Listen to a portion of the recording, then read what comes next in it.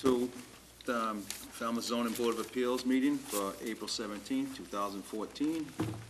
We have a continuance for PF Falmouth. Not a continuance, just I mean, discussion. discussion on the, Thank you. thank you. Discussion on the draft we asked the office to prepare, and this hearing is closed, and just want to see if everybody had a chance to review that draft, and if they had any questions, concerns, comments. Anybody want to start? Ken? Want to jump in? Well, one comment, condition 4, I actually had a suggestion for the insertion of one sentence. If I can find where I put it.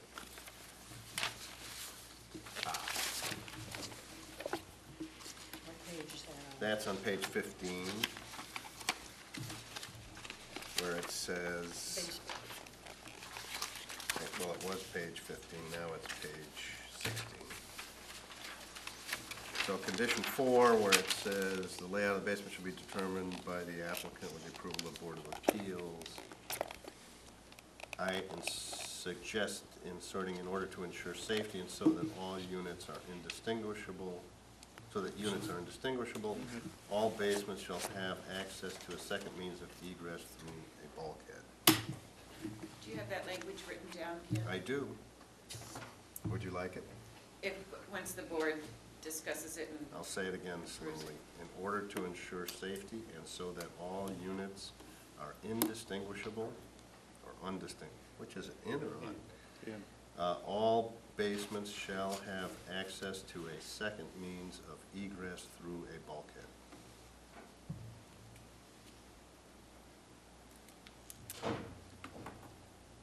Which doesn't preclude a single bulkhead. Doesn't preclude a single bulkhead. Right. No, it does not. Just makes it clear, I think, that we expect that to be the case. Go ahead, Matt. If we're going one by one, just if we can comment on them. First of all, I just want to say what a great job Sari did pulling this together with, you know, some difficult minutes, et cetera, complex matter. Very good. I also really liked the way this was worded, by the way, because I was sort of struggling with how I might word it if I were writing it, but this was really nicely done in terms of leaving it up to the applicant to give us the designs, because what we're saying is that we want basements. They don't have to be a full basement on either side, but we wanted basements. You could have the choice, and just really well written. So I just want to point that out. Condition 4. Yep. Okay. Other parts were good, too. Yeah. Out of 17 pages, one paragraph. I mean, the other thing that I asked Sari about, you know, as you know, the board knows, and I guess the applicant also knows, I favored a reduction in the number of units because I thought that was the surest way to make certain that the bedroom count remained where we originally felt it belonged. I still favor that. And I thought in listening to the applicant's testimony that it became clear to me that it still was a viable project. And, you know, with a reduced number of units. There was discussion, and the applicant presented information about the costs, and I thought somewhere in the findings we should refer to that. And so that's where this, what is now on page 14, this bolded text,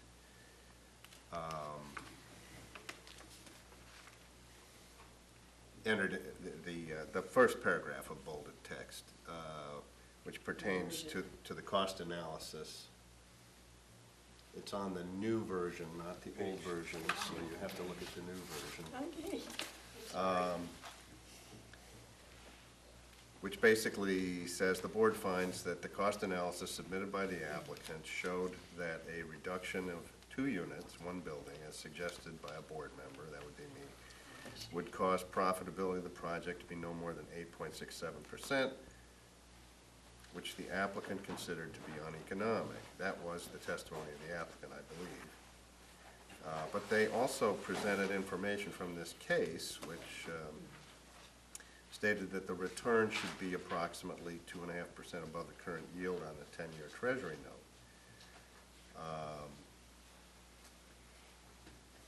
And then they argued that that was for, pertains only to rental projects.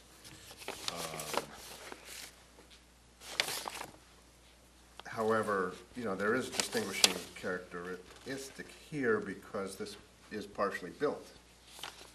And, of course, also, the current yield is quite low. But I wasn't convinced that, you know, given the that why those criteria shouldn't still be perfectly applicable. So what this finding states is that, given that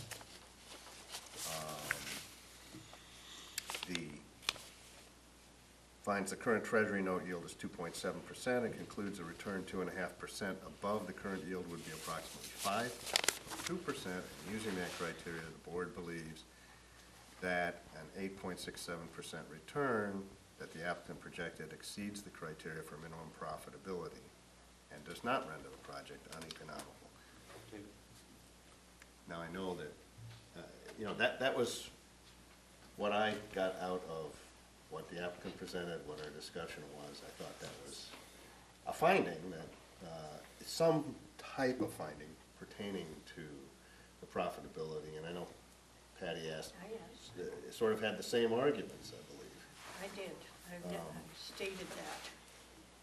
And I like it in the actual decision because in the future, somebody doesn't have to look up what was the current rate at that time. It says it right here, what the current Treasury note is, 2.7%. So I like that in here, and I'm fine with the language. Go ahead, Matt. Before I knew you wrote this, I thought it was difficult language. I still feel that way. Well, I guess here's my thought on it. To reflect some of that discussion where we have discussion may make sense, and I'd even suggest some language. But I think, remember, a finding is what we're using to make the decision, the conclusion. What we asked the administrator to do was to draft a positive decision. Right. This doesn't lead to the positive decision. I know what you're saying, but at the same time, it is difficult language because we never did really apply that formula. If you want to make a finding that says, you know, that the applicant, you know, raised this, but we find that it's not rental property and doesn't apply, you could. But again, a finding is going to be the basis upon which we make this decision. So if we had said a negative decision, you might want to have created this finding. If you want it to be remembered forever by future boards, have it just reflected in the discussion portion. We've got some procedural Well, I certainly think it histories belongs somewhere. I think what the reason I stuck this in is because personally I'm feeling kind of negative. Oh, no. And Yeah. so this would be the justification. Yeah. On page 9, there was the comment about, Attorney Freeman said, you know, talked about the case. Patty had asked the question about the reference to his letter. And I think if you wanted to Insert have that it then. more reflected there, that's appropriate. You know, and again, the board hasn't taken a vote on this yet. And if the board were to reject this and come up with something else, well, a different finding might be appropriate, but. Okay, so you're headed in the direction where I was headed. I wanted to have this finding prepared in the event that we did not vote in the positive motion, but that an alternative motion, which stipulated a reduction in units, were to be acceptable to the board, then this would be an appropriate finding to justify that. Would you agree? I'm not there yet in thinking that way because I was on the wavelength of, we took a vote to say positive motion, and I was reflecting, and you know, until I came in tonight, I hadn't seen this, quite frankly.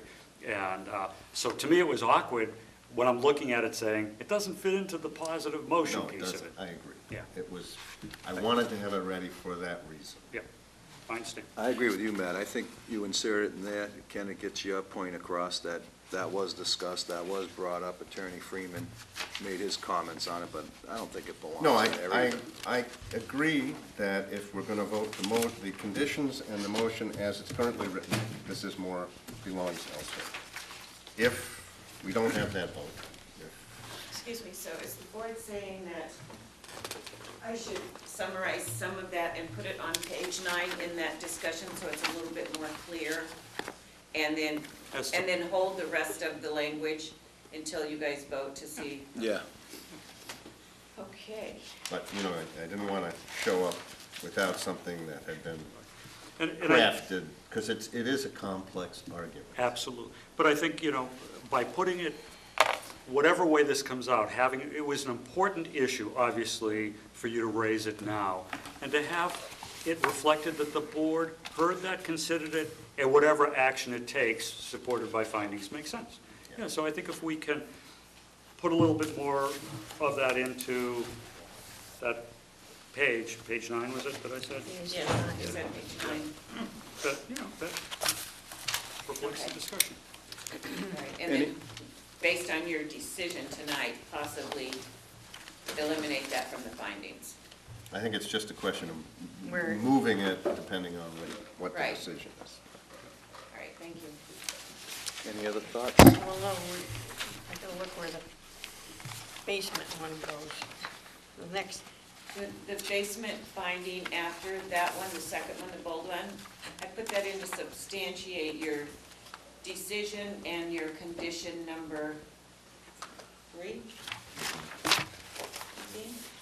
I don't 4. have my copy. 4. 4, thank you. David? So there's a blank space there, savings cost is, what vote we go there? Fill in the blank, guys. Come Well, I'm before we brain dead. do an easy one before that, the word unconscionable doesn't belong there. Maybe inappropriate, but something that's unconscionable, you know, on. I is, just love the word. Little strong? all right. I think. If you I think use it Peter again, found it will be unconscionable. But inappropriate, you know, You want to change that on, Where is Board- it? somebody I change don't it on know their where it copy, is. it's I going to got give it to to The you. board feels okay, right. Oh, there it there. is, I Yeah. found it. you're sort of above that. unconscionable. Don't. I like that don't, too, sir. don't. No, I like it. Store their items in over the little basement, board feels this is not okay. Inappropriate. Inappropriate. Okay. What are we gonna put in the blank? I think we had a I think figure you there. could, up above where it says, furthermore, the board finds that the applicant stated that affordable unit owners could store their items in the storage area in the second floor in lieu of a basement for the purpose of saving expense or is inappropriate. So I think if you combine what you're trying to, the thought in the second part up into the first part, you can get rid of that whole blank. And I can write that for you if you'd like. Yeah, because I don't have a There's copy, been, I'm sorry. I don't think we have a firm cost. Yeah, I don't think we have a firm cost. I looked back and Because it's, I remember, Matt, you It was probing on that one Right, and but not it- being able to get a solid answer. Right, but I don't think in the finding, I think all we're trying to say in the finding is to not have storage is inappropriate. Excuse me. And I guess the way I'm rewording it is to say, to not have storage for the purpose of saving money is inappropriate.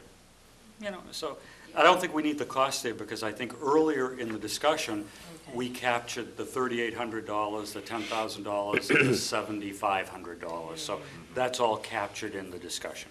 I got a little wordy. It's unconscionable.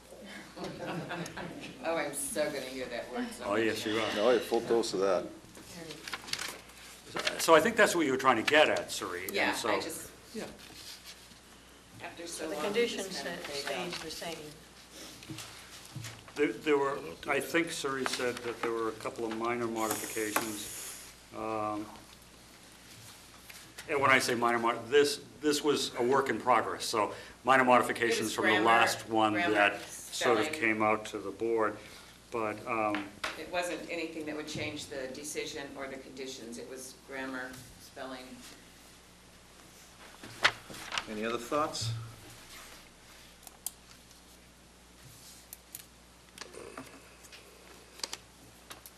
No? How about anyone Well, else? I guess I need to have an explanation about how the votes, I mean, how the votes go, what do we need, what happens if we Three has to don't be in like favor. this. It's the four of us voting. Yeah, four, Three, it's the. any action requires 3. all right. A Right, if positive it gets- motion for 3. Then they have the original proposal still to work So with. if, That was so if approved. it gets defeated, we go back to the original, It gets- 2 to 2, there's no action, correct? no action. So it's back to the original application and all those conditions. Right? The original comprehensive permit is in place. The If you- original comprehensive If you fail to modify this comprehensive permit, then it's Other the one. original one. and the original one. And And then the applicant has a determination, a decision to make, whether they want to go for another modification or take it to the Housing Appeals Committee. It would take 3 to pass this decision. Yeah. It would take 3 if Ken were to say, well, let's reduce 2 units, it would take 3 to do that as well. So it's just I a mean, simple majority of the 5-member board to take any action. It happens to be only 4 of us. Right. But sitting. we certainly, I mean, we could propose to amend it to reduce by 2 units. Yeah. Pass it, and then I suppose if the applicant was unhappy, they could, again, go to the Housing Appeals Yeah. Committee. Do you mind going down this road a little bit and probing? Yeah. Let's just hypothetically say that's where you want it to go.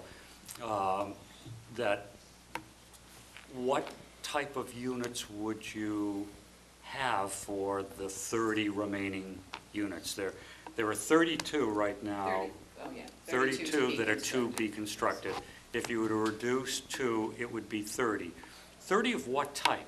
30 of the original type, 30 of the modified type? Have you gone that far in terms of your Oh. thinking? So,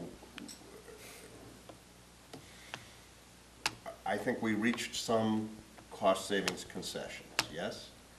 So, reduced to 1 bulkhead is permissible, right? It would be, I think it would be 30 of the modified type that they're proposed. In other words, so they have some better marketability on the second floor. Would they right. still have basements because we added back in some Yeah, I costs? think they would still have those, but. We're already, I think we're already safeguarding that septic. That's what you're driving. I'm driving on the density issue, yeah, because I think, Because of what? again, because of the density, difficulty in ensuring, I believe, difficulty in ensuring that the bedroom count remains where we originally proposed it. I understand that there's a master deed, I understand all of the proposed limitations, but I also understand that people frequently don't abide by those things and manage Yeah. to sneak around through, you know, without, Dave, I mean, neighbors might not object, blah, blah. or You know, I just think there's, David, I guess we're getting into it a bit.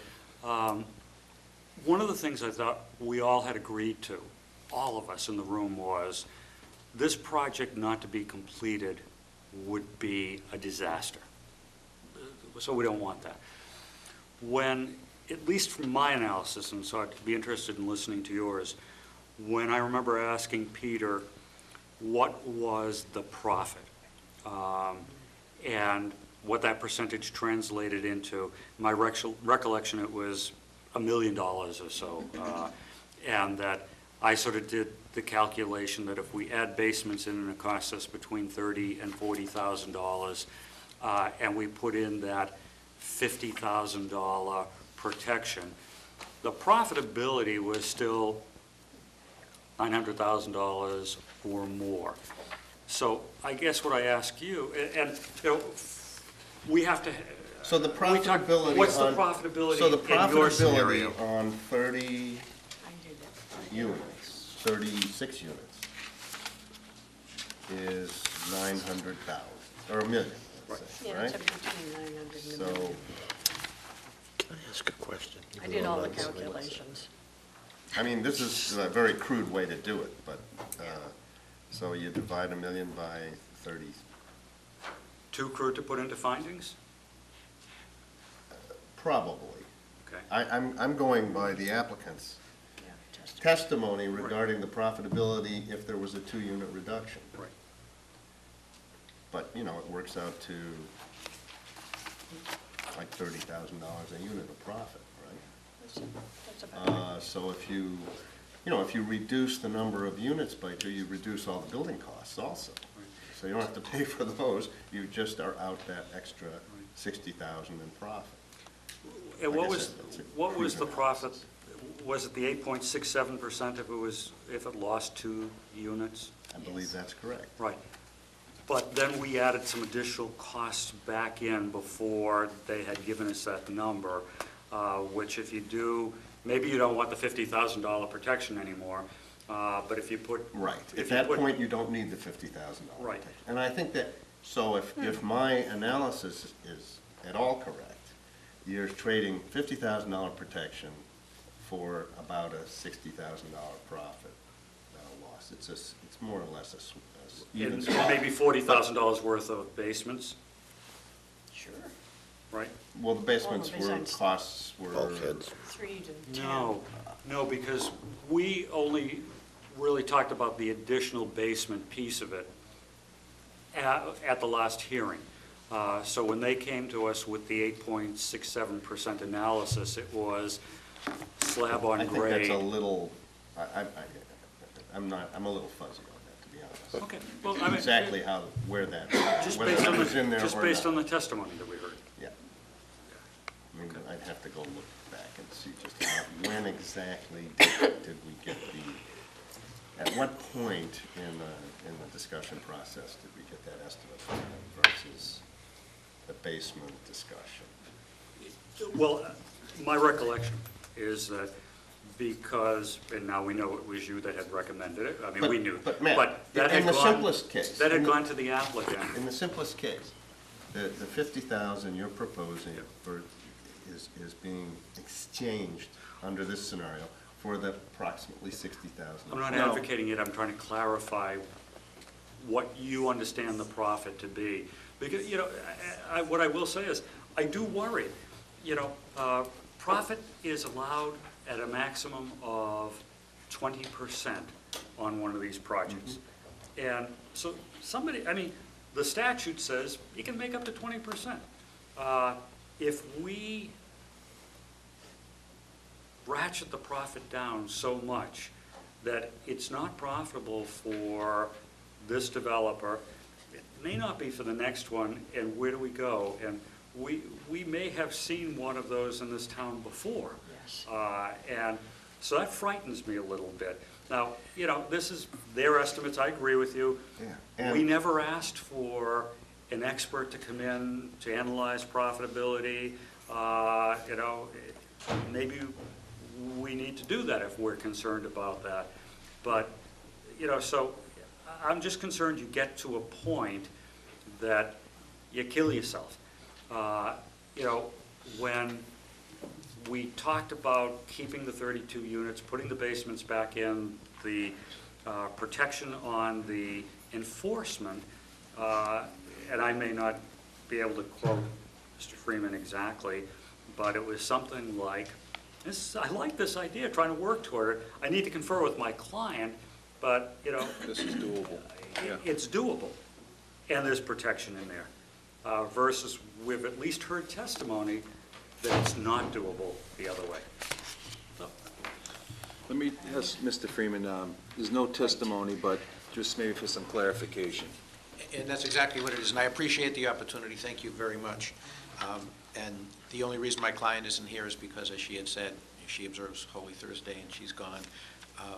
First, I had asked the chairman before the hearing started, thinking that we were going in the direction of a positive vote on the drafted decision, just to give you a very positive, heartfelt thanks from my client. They specifically asked me to thank the board for the cooperation and for their desire to sincerely go forward for the benefit of the owners and themselves, and to really look very positively about continuing in the spring now that, well, 30 degrees out, but now that spring is here, starting the project, fixing up everything, and making it a project that both the town, the owners, present owners, and they would be proud of. I still want to convey that to you, but I must say, I'm extremely concerned now on the clarification.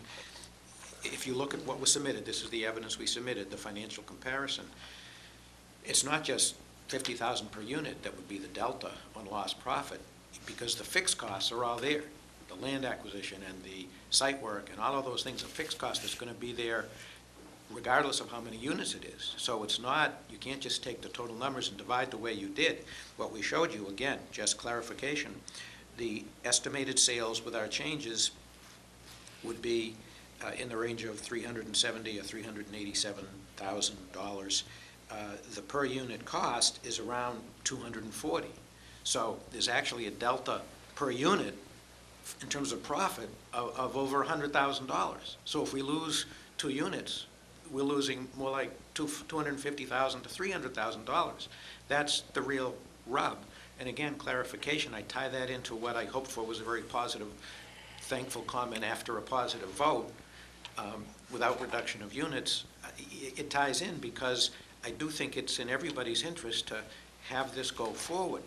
If there's going to be a vote to reduce the number of units, you know, I would probably ask to withdraw the whole request to modify under the regulations. We can request to withdraw the modification request at any time. And I can't go back with my client and tell them that, you know, with the draft of a positive motion, and yet the board wound up reducing the project by 2 units, and I don't want to sound adversarial because that's exactly the opposite as to what I thought I would be doing tonight, but I don't even think you have the power to do that.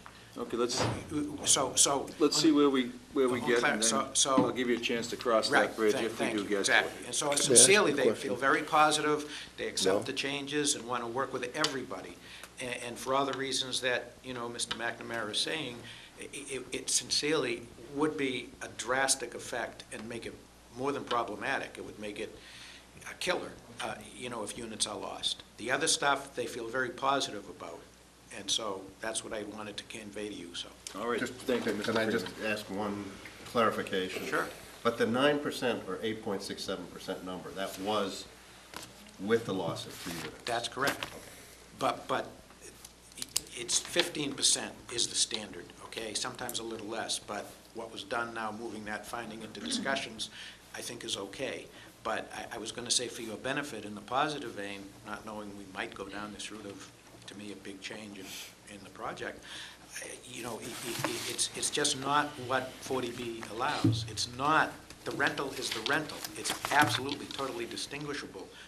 It would be hurting yourselves to make a finding to that effect. And in your mind, again, I am trying to be persuasive, I guess, but in your mind, sincerely, please, I mean this with all my heart, it's not doable. Nobody ever looks at a profitability analysis on a for sale at the Treasury bills and 2 points above it. It just doesn't work. Thank you, Mr. Freeman. Go ahead. We need to come back to this, but I would respectfully suggest that we open up our hearings at 6:30, and then we will continue them and finish this, okay? So is that, I don't think we need to, because that was just an open session. So I'm just recommending to the chairman that we open the hearings, and then I'll make a motion at that point to continue. okay, so we have a motion to Why don't you open the hearings? start it right off? Just do sort of an introductory comment. Thanks. I knew you were waiting for it. Okay, for those who have joined us since, welcome to the April 17th Falmouth Zoning Board of Appeals meeting. to introduce the board to you. To my far right is a voting member, Matt McNamara, Patricia Johnson, Vice Chair Ken Foreman. I am the chairman, David Haddad. To my left is the clerk, Scott Zelinski. To Scott's left is an associate member, Mark Cool. The far end, Kimberly Beelan, who's an associate member. Zoning administrator, Sari Budrow, and our recording secretary, Sherry Thoreau. Besides that continuance we have three continuations, and we also have 2 additional hearings that haven't been opened yet, and some miscellaneous business.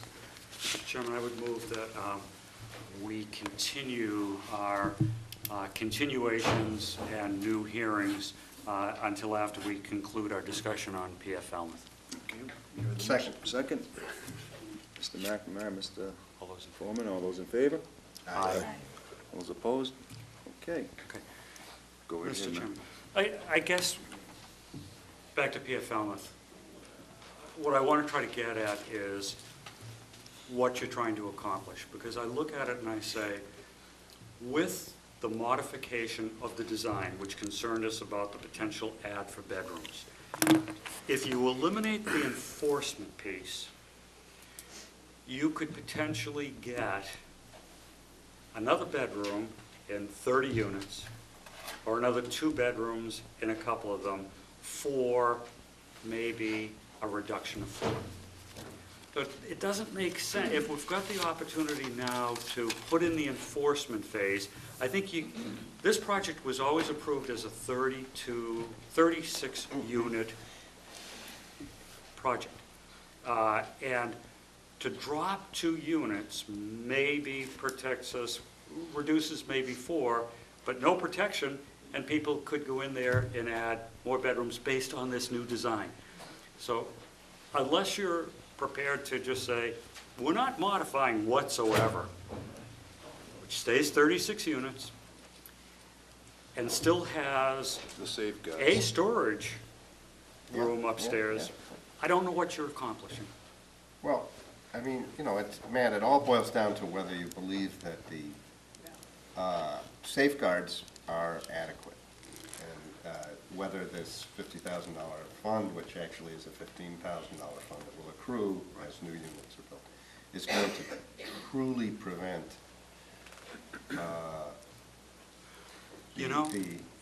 We've never done it before. It's kind of novel. It is novel. I give you credit for it as an alternative.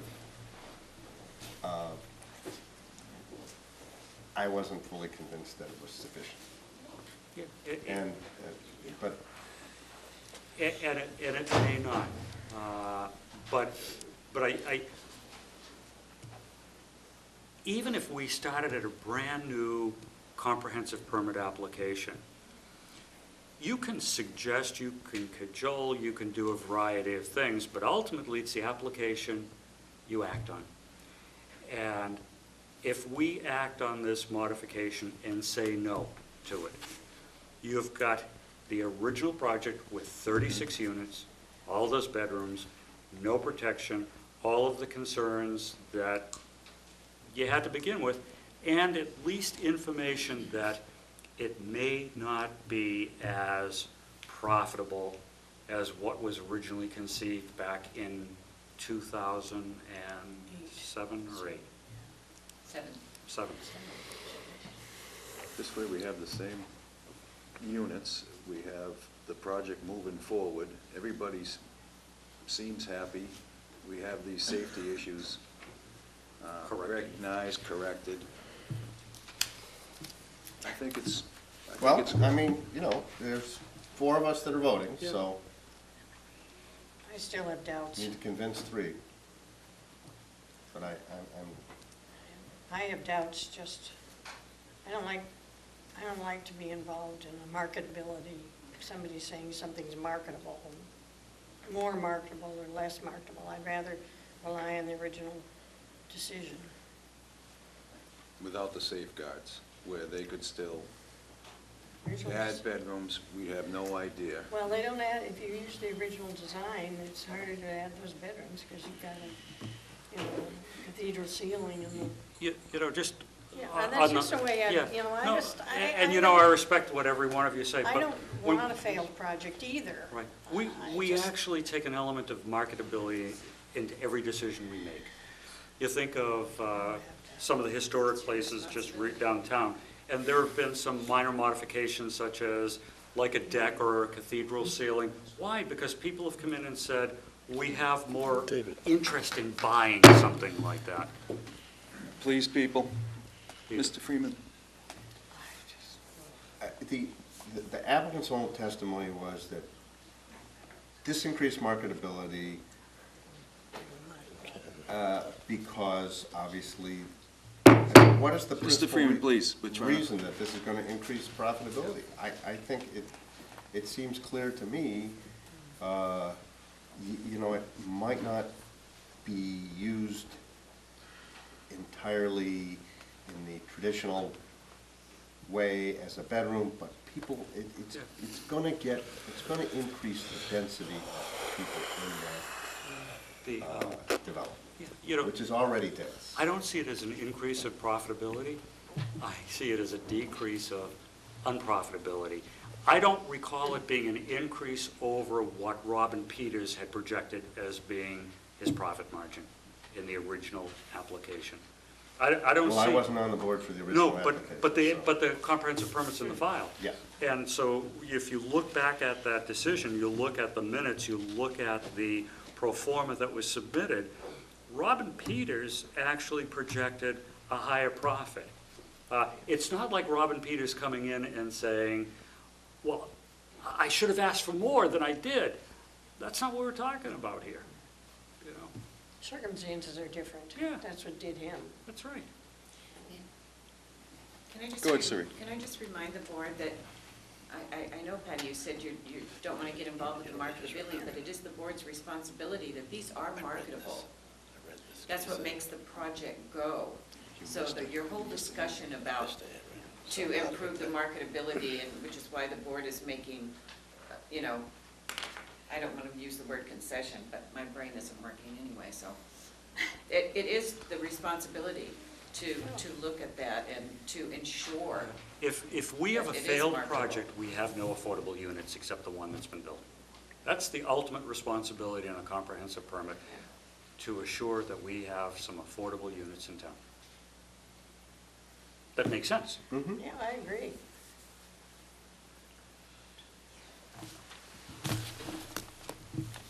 Beat that one to death. Yeah. You guys ready? So we had Mr. McNamara making the positive motion to accept this with this. Yeah, I'd be happy to move that we approve this project as drafted and as Amended. amended. Yeah. The draft as amended. So moving the section on Basements. Taking that, the cost analysis to the discussion out of the finding. Right. Improve. But putting that in the I'll discussion. enhance the body of On the page decision. 9. Yes. Right. Got it marked down, yeah. Do we have a second?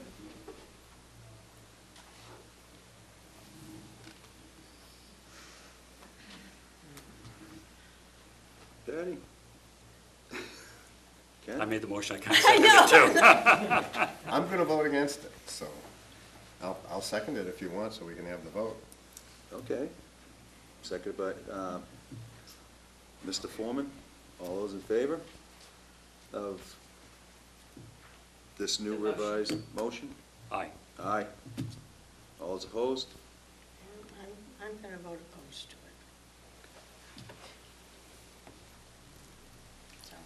So the modification doesn't carry. Correct. And that's fine. Leave it as it is. No further motion. In other words, I don't have to withdraw because you denied that. So No action. I'm extremely disappointed, but they try to go forward with the project as it was originally permitted, or I would hope and pray, and for the benefit of these folks who I just spoke to too, who wanted the changes, the owners wanted the changes, I'll come back with another request for modification. and I'll write an essay, but I'm extremely disappointed. But I All right. want to work with you folks.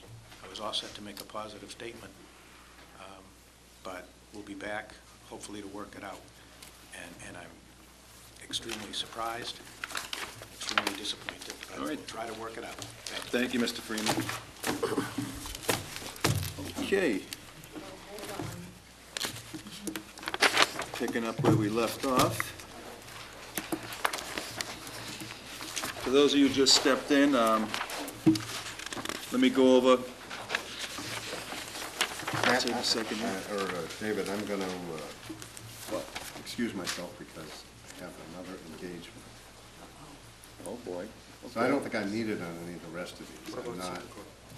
He's not on city. I'm not on the existing There was no continuation. testimony, no The others testimony. are Correct. new, and you've And got Senate plenty- Corp, you went on. You got plenty of people here, so We're gonna miss you. I'll bet you will. I'm here to take the class. Okay, let me just tell you that this board's goal is to have full and fair hearings through reading information in the file, doing site visits, through testimony and reviewing documents. Anyone who has an interest in an application will be given the opportunity to speak only to what is before the board. If you are recognized by the chairman, introduce yourself, give your address. All these hearings are recorded and televised. Everyone attending tonight is asked to show respect and courtesy by silencing your cell phones. If you could do that now, that'd be great. Listening to the applicants, the witnesses, and the board, refraining from private conversations, refraining from making derogatory statements, and exiting the hearing room quietly. Usually I have the clerk read the application into the record, but City members. the city members will be, well, the regular city members and Ms. Beelan on Constantine. But this application had been read into the record, and Constantine is looking for a continuance for May 15th. Is that correct, Sri? Yes, So does anybody want to make a motion to, Chairman, I would move that we continue application 9713 to May 15 at 6:30 p.m. Second Mr. McNamara's motion. I'll take Mr. McNamara, Mr. Zelinski, all those in favor? Aye. All those opposed, unanimous. On to application 115-13, Rudy. This application has also been read into the record, and Rudy is looking for a continuance for July 24th. So moved. Second. Mr. Zelinski, Mr. McNamara, and the voting members will be the same with Ms. Beelan. All those in 6:30 p.m. in this room. 6:30. All those in favor? Aye. All those opposed? Unanimous? What day was that again? 24th of July. What was the time on the, 6:30. Okay. Moving right along. Center Corp. I think, Patty, I think you were clerk in Center Corp, so.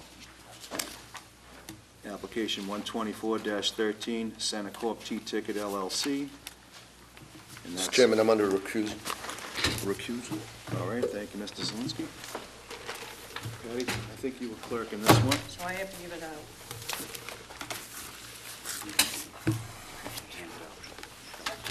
Anything new in there? Tax copies. Has everybody seen the new, no, Thank you.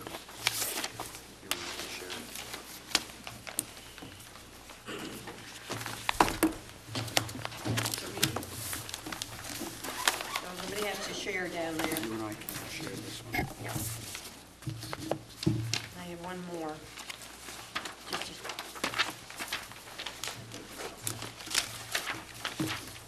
That's it, just those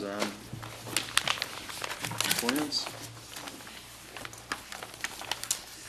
Okay, Mr. Ahmed, do you introduce yourself, and if you have anything you'd like to add, that'd be great. Thank you, Mr. Haddad.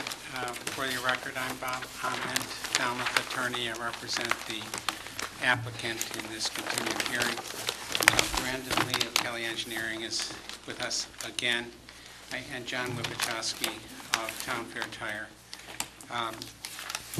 You'll recall that this case arises out of the fact that the Burger King on T-Ticket Highway is a special permit use allowed back in 1980.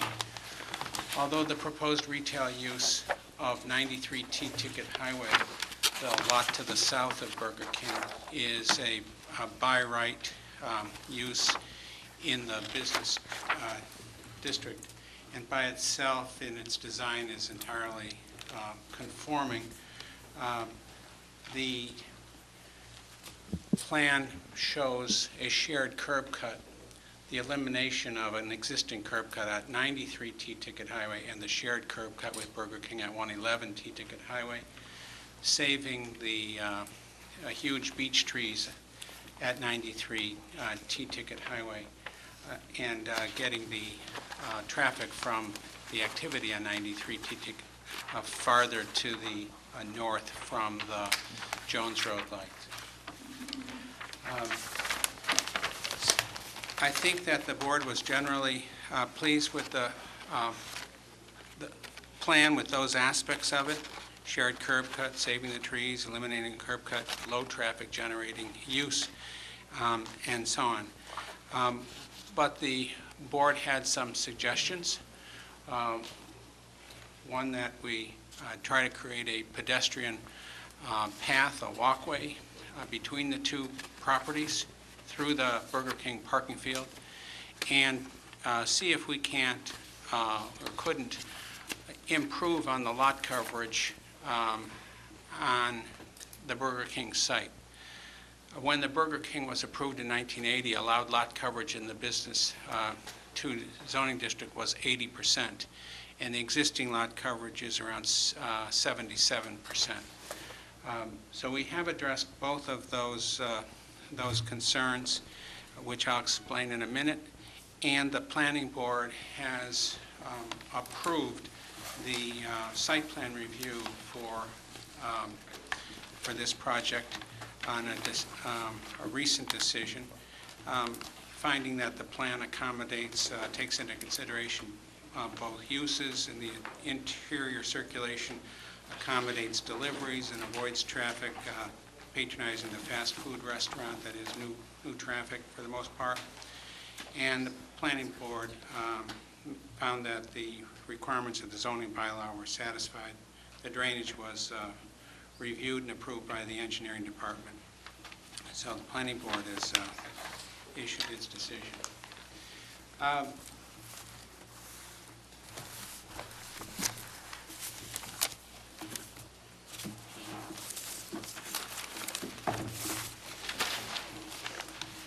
This is the plan that was before you previously. And one thing that isn't obvious when you look at the plan from a distance is that the Burger King parking aisles are not aligned. This axis line between two rows of parking is not parallel to this line. Also, the distances of the aisles exceeded the required 24 feet separation. This plan has been significantly improved by relaying out the parking on the Burger King property. It also solves the problem of a light pole being in the middle of a space.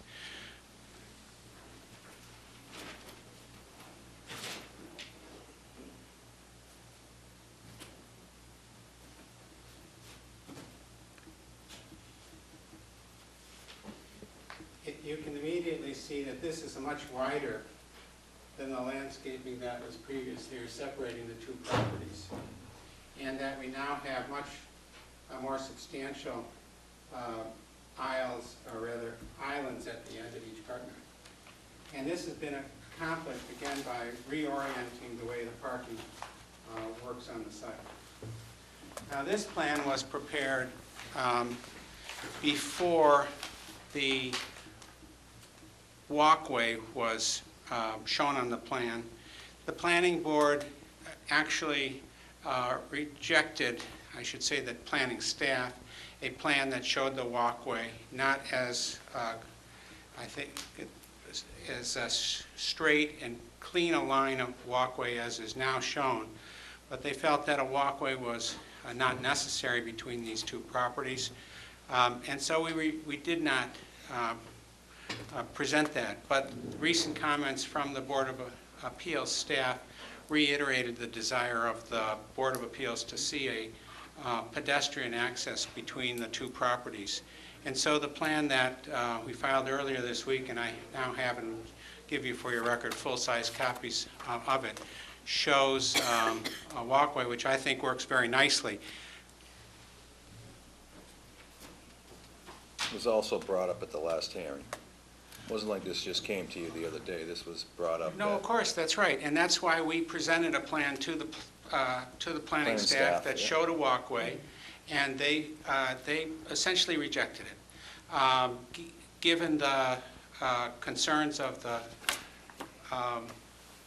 the board, we've put it back and put it in a way that we think is better, which the town planner has reviewed with me and said that he thinks it's a simple change. He still doesn't think it's necessary, but put that aside. He's satisfied with it, thinks and he can approve it as an administrative modification to the site plan review decision that we've received. So he's told me. So we're showing now a 4-foot walkway extending from a ramp at the proposed retail building at 93 T-Ticket, fairly straight across the property to the Burger King. So that's an improvement. It does result in a loss of about 300 square feet, not too much, but 300 square feet of landscape area. But our changes to the plan that I've just mentioned, the new islands, the wider landscaping between the two properties, actually increased the amount of green space by 1,800 square feet, fairly substantial amount, the equivalent of more than 10 parking spaces. And we're losing a little bit of that in order to have the walkway. There is a reduction of 3 parking spaces on the Burger King property over what was previously shown. So we also made a change in the circulation on the property. This exit from the Town Fair Tire side of the property is shown now as one-way traffic flow right here. It's also a narrower driveway because it's only one way, and then it's one way into the retail in this location. This has been reviewed again, approved by the planning board, reviewed by the town engineering staff. Significant changes have been made in the design of the Town Fair Tire building. Now, this building, again, is a by right use. If the curb cut from that retail use went straight out onto 28, there'd be no requirement for a special permit. But nonetheless, I think you'd be interested in changes we've made. We're not changing the footprint of the building, but whereas the earlier plans showed a significant amount of brick on the facade, that's changed. There's no brick whatsoever on the building. We have cedar shingles, cedar siding, and although there are plans in file that say cedar or hardy plank as an alternative, Town Fair Tire has decided they will go with wood shingles and wood siding. With the color of the is gray and white for the building.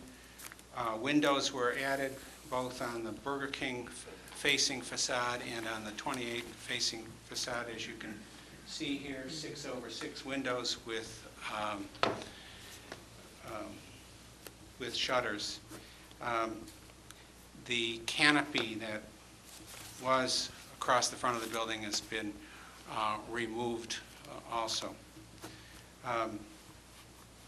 There's been some concern, it was raised a little bit about noise emanating from the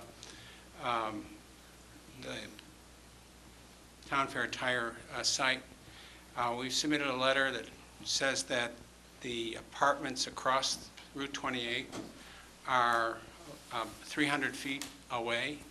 The doors don't face that direction, that is the bay doors. But in addition, Town Fair Tire is going to air condition the building, and they're, particularly because it's air conditioned, including the bays, I might add. The policy is that the doors are closed after cars are brought in for service. But I went to the site today because I wanted to remind myself about the side of the Admiralty Inn that faces the Town Fair Tire site, and confirm my understanding that the rooms facing Town Fair Tire were air-conditioned and windows wouldn't be open. When I didn't see air conditioner units, I investigated further, discovered that there are no motel rooms that face Town Fair Tire. The design of that building is with a entry on the side of the building facing Town Fair Tire to a hallway which extends the entire length of the building on the side of facing Town Fair Tire, and rooms on the second and third floor of that building, which appear to be the first and second floor from this that facade, are entered off of that hall.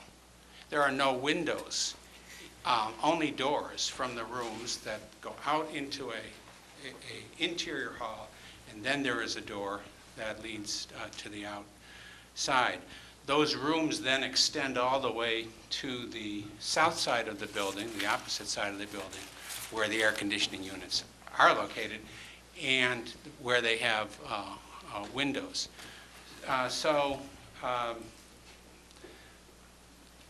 More reason why sound should not be a concern, and perhaps a reason why there's been no concern about this project that we're aware of or have been enunciated to the town by the owners of the motel about this proposed development. So from the parking lot, there's first a parking lot, and then the building, and the building actually doesn't have any motel rooms facing this property. Well, that is my report about what we've done since the last meeting, some new information. We're happy to answer questions that you might have. I do want to give you those 4 sets of this plan. The pages we've revised are the pages that are just show that changes grading and drainage and utilities and this site plan. All right, we'll see if we have some questions for you. Patty, you have anything for Bob? Yes, Or Brandon or John?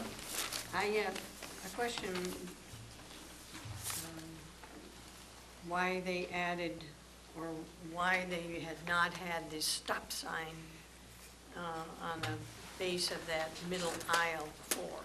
Now, it just says it's a new sign right there. Are you looking at that? Yes. Brandon, do you want to answer that question? It's the reasoning for this stop at that location. I mean, I like the stop sign, but I can't figure out why it wasn't there before.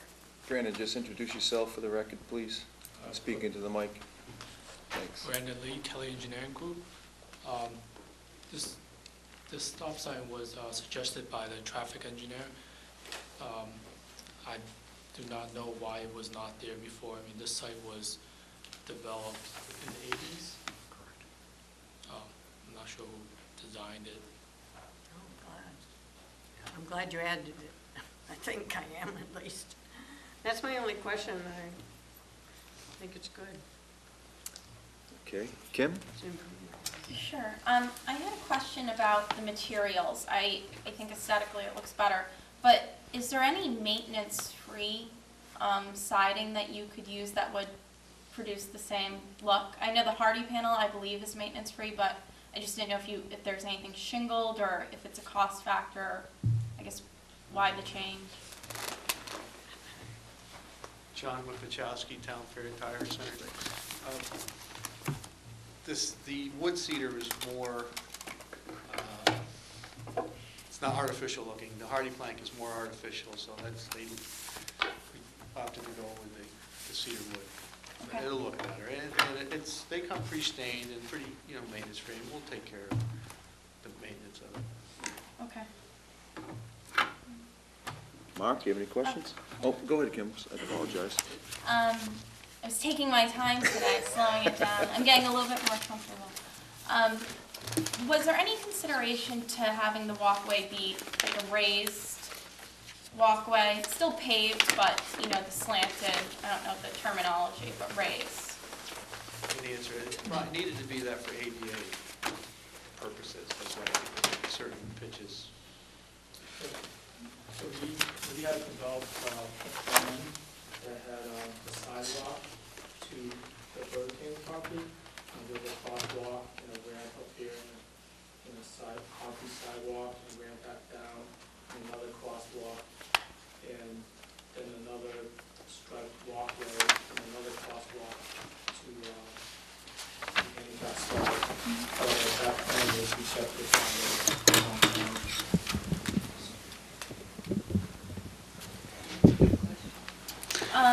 Okay, but could what is there right now, the location of it where it is right now, could it be raised up to a degree, sloped up?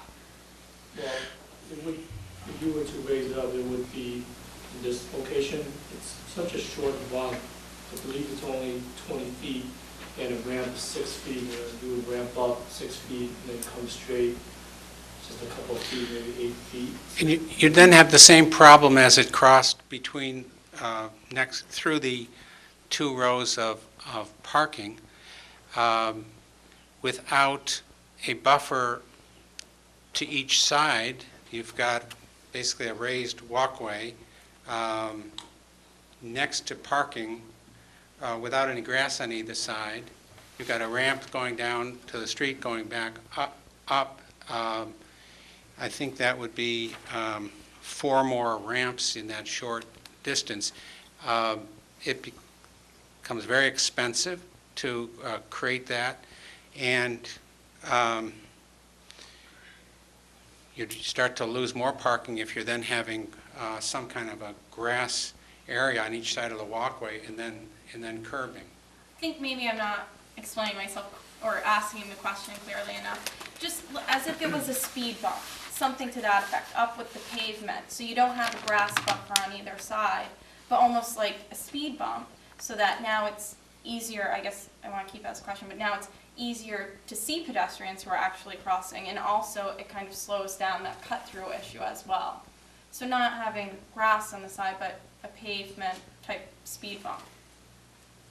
If there was any consideration for that. In response to that, so this would be a sidewalk, and then this would be a raised speed bump. Yes. Now, if you had a sidewalk that comes to the edge of the parking spaces, typically these parking spaces, we have a radiuses at the ends, usually 2 or 3 feet, Okay. preferable. Now, with the sidewalk all the way to the edge of the parking space, you wouldn't have a radius at all, and it would be more difficult for vehicles to turn into each space. And with a raised speed bump here, there might be issues with ADA because you'd have a 4-foot wide speed bump, and then you'd have to come back down 3 to 1 on the sides. It'd be a very large speed bump, it'd be 4 feet and 6 feet on each side. That's 16 feet. And I'd have to check ADA if you can have a sidewalk, if we consider a sidewalk with a ramp on each side. Mr. Lee has confirmed in correspondence to us that what is shown here is ADA compatible. And for all the reasons we've said, we think it's a good compromise in a situation that exists today, that is all the Burger King parking between the aisles that we're creating of landscaping, and it's a much safer layout than has ever existed. Kim, I'm going to let you finish, but just for clarification, Brandon, you're saying that that speed bump would be considered a sidewalk? So every speed bump or speed table is a sidewalk? Is that what you're saying? Well, it'd be a walkway, and it would have to be ADA compliant. I'm not following this. I'm not either. Most speed bumps are not walkways. We have to have a 4-foot wide level walkway for people to use. And you're suggesting that it would be raised with a slope down on each side. I guess to a degree it was. Just something to distinguish it from the not raised up 2 feet by any means, but just a slight raise. Just one quick like thing, a Matt. speed table, I think, was probably the better. Yeah, just one quick thing, I'll let you jump in, Matt.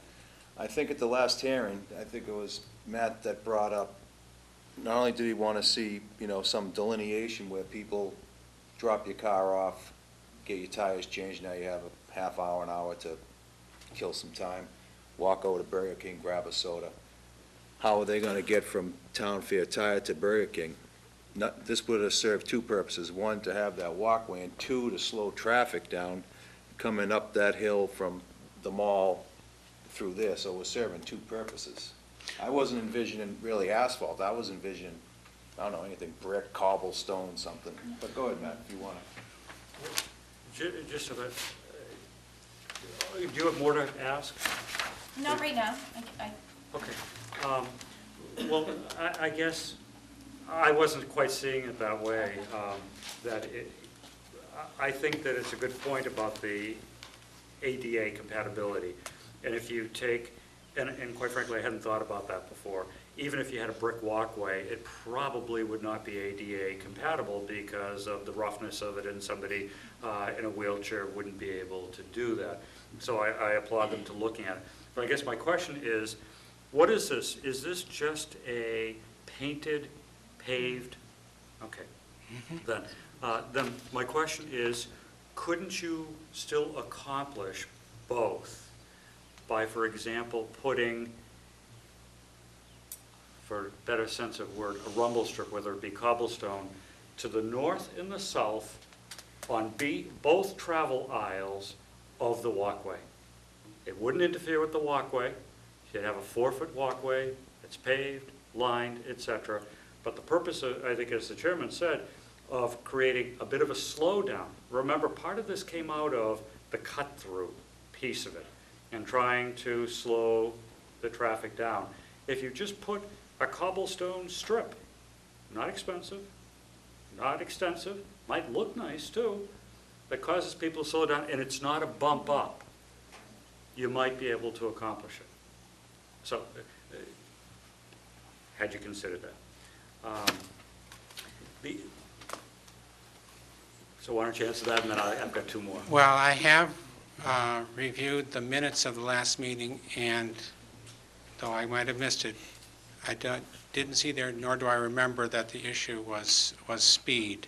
And I simply don't know if that is an issue, I don't recall that being raised as the issue in Scott Schluter's engineering report either. So I don't know how big a problem that is. We do have a speed bump at the entrance to the property on the east side, as you know, at the mall.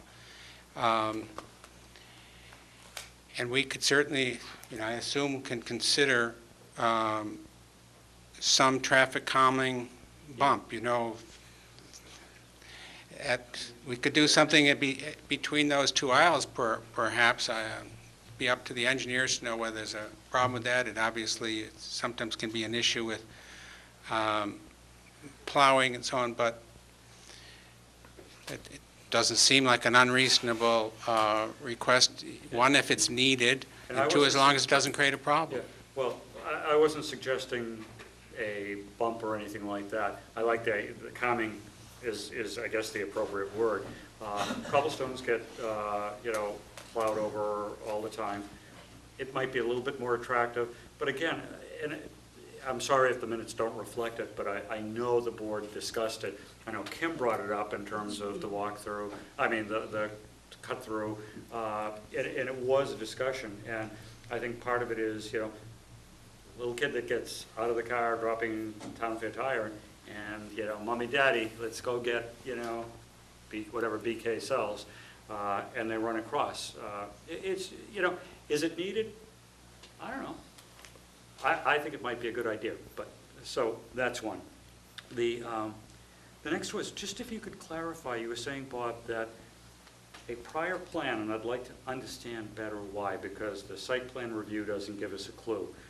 There was a plan that you submitted that the planning staff rejected. Why was it rejected? And I didn't understand what plan was rejected. Well, Brandon actually described it. It showed a walkway, which was an attempt to satisfy the board that sought to utilize these strips. Of course, they would have taken some of the greenery of them and made them into a walkway, but it involved ramps up, down, down, and the planners said that they said it wasn't needed, didn't think it would be used, and they said it wouldn't meet ADA requirements. They said, don't even submit it, they said. So so was the ADA was the rejection? I don't think that was all, that was everything that they were suggesting. But what we have now prepared is much simpler, ADA compliant, has that dedicated walkway, the same system of painting that is used for handicaps. I got it. I just wanted to find out why that was rejected. And then could you point out where the 300 square feet of reduction of landscaping Yeah, is sure. occurring? Sure. In order to insert The pavement in this there. through here, the spaces that previously went to here had to be moved down to here. So this is just, this aisle and this aisle are simply not quite as, they don't extend as far Okay. to the east. County plan that is rejected. Oh, the last one. On the driveway to the north, headed into Town Fair Tire, and I think we had talked about it this time, and if it's not in the minutes, I apologize again, but did we talk about signage in there being, because we've got some potential traffic from the westerly side of the proposed building that could come around, and that we want to make sure that they turn right. And is it right turn only? I'm sorry, what does it say? It says do not enter. Do not enter. Okay, I just wanted to make sure that we had a signage plan. Sue, you had a question for Bob? Yeah, when you two were just discussing was it the planning staff? Did that plan ever make it to site plan review in front of the board, or was it strictly the planning staff? No, the planning staff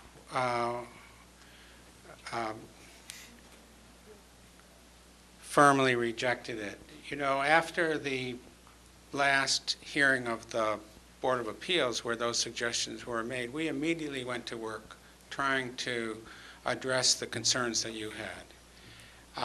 And prepared finished plans that we thought were responsive to your concerns. The planning staff felt we had made a mistake to do that. We should have come to them with your concerns. I think basically the planning staff feels that they need to be consulted before the Board of Appeals on these things.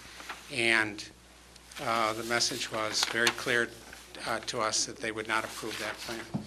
And, so, you know, when I met with you guys regarding this plan, there had already been another plan in front of the planning board that we did not see. no. Well, yes and no. The plan that had the more convoluted walkway never got to the planning board. The plan that you, in fact, did see, the plans of record until the ones submitted tonight, were reviewed by the planning board. Okay. They did not have any walkway. Okay, that's what I was. The planning board has approved that plan, without any walkway. That was clearly the preferred plan by the planning board. When, despite the planning board's opinion about that issue, Ms. Boudreau told me we really needed to address the board's concern, even though we had tried to do so weeks earlier. We went back and did this much simpler design, which I think we should have done in the first place. I think it has a lot of merit. And we've put that together in the last few days after the planning board issued its site plan review decision of a plan that doesn't show it, but it is such a minor change, although I think a good improvement. The town planner told me, I met with him 2 days ago, that this change, he didn't think it was necessary again, that's his opinion, but that he thought it was fine, and he would approve it. I will say at that meeting, both Eladio Gore and Brian Curry were present, and they both agreed that they would approve a plan like this, so. Go ahead, Matt, you have another For the question? board's info. It's always unfortunate that we learn procedural things from an applicant more than we do internally. But if we were to, be interested in approving this and putting this calming device in, whether rumble strip or whatever it's called, are you suggesting that we can't vote on this, that we need to consult with the planning board first? No, I'm not suggesting you anything of the kind. I'm telling you that the town planner said to me that they really think we should have consulted with them before we went to all the trouble we did to make significant changes to the plan. I think that the traffic calming, as you suggest, a much more limited feature than I think Ms. Beelan was suggesting. That seems okay to us. We do have a tenant we have to deal with. I would think it would be fine with the tenant. We will certainly have to run it by the town planner. I would suggest, and in good faith, we would attempt to include in the work such traffic calming features subject to review and approval by the town, by the town planner and or the town engineer. And We'll see where we get when we get to that point. You all set with questions for Bob for now? Mark, you have any questions for Bob? Yeah, I got two. The first one, probably Mr. Lee can answer. The actual walkway path in the BK parking lot, what's the setback separation between the edge of the walkway and the closest parking spot? None. If I understand, I'm sorry, I might have missed your question. The walkway is 4 feet Okay. between the painted lines of 9-foot parking spaces on each side. So, just for my own edification, I'm walking closest to the right side going to BK, and there could possibly be a car parked right there. Well, yes, cars are not 9 feet wide, they're Right. within a space, but they shouldn't be, and there shouldn't be a reason for them to be on the 4 feet. So there should be at all times the ability to walk without being hit by car doors opening, That was be my, seen in the driveway that is in the traffic aisle. was there ever a consideration for possibly an additional marking so a driver wouldn't tend to crowd right over to the sidewalk or the walkway? Well, it's really just like a handicap space, has a very similar thing, and I think people know what that means. You don't And park. Is that going to be, the coloration on the design, is that going to be different than white? Different than, sorry? The color white? My guess is it would be yellow, but Is that what the ADA recommends for, They don't have a. they don't have a color design recommendation? Who would be responsible for the maintenance? Wear and tear, the paint comes off. Will it be the tenant, or will it be Town Fair Tire? Or shared expense? Thinking ahead, Mhm. I think that that's a contractual obligation that might be a landlord's obligation. It might be the tenant's obligation. It might Well, it's a be, shared use, that's why, you I know, think it- that the requirement of a special permit decision could be that the markings be maintained. And that's a special permit condition. Somebody's going to get upset if they get a letter from the town saying you're not doing what you need to do, and they may say, but who would we send that letter to? Burger That's, well, send it to the, Burger King, owns the the special owner. permit. okay, It's not Burger King, actually, that's a franchisee, but the owner of the property according to the assessor's records. okay. That pretty much does my questions. Kim, you have any other? I have one more question, and I do appreciate your explanation about the sideline to the right of Town Fair Tire. Now, I see you have a retaining wall. Is there a fence on top of that retaining wall? I think that there is. Okay.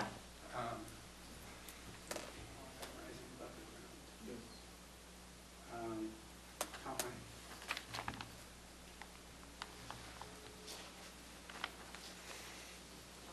Says it's a wood posting. Walls about 4 feet high, 4 to 5 feet high. I think there's an existing a stockade fence, which is actually on the property of the inn. Oh, okay. Thank you. Anybody else have any questions? Sue, you have any questions? No. I don't have any either. I'll turn to the public. Does anybody want to speak in opposition of this application?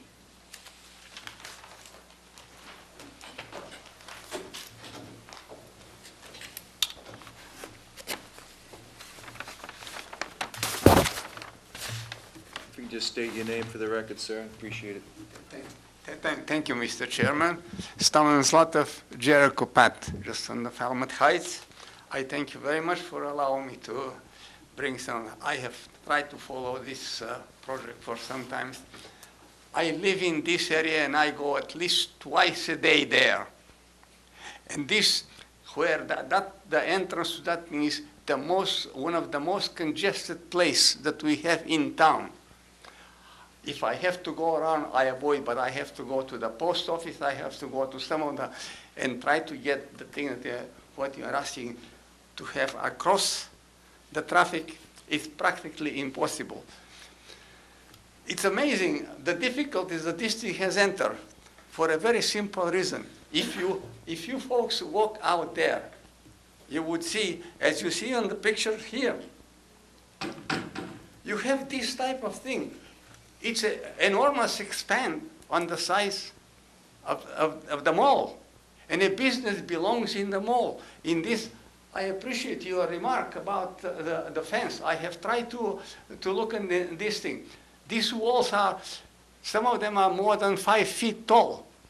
And there is no specification for the fence, but I don't care. Whoever is going to jump out of that, that's not my problem there. These walls are limiting anything of this business to do with the mall. Everything is channeled to the front, pedestrian and traffic.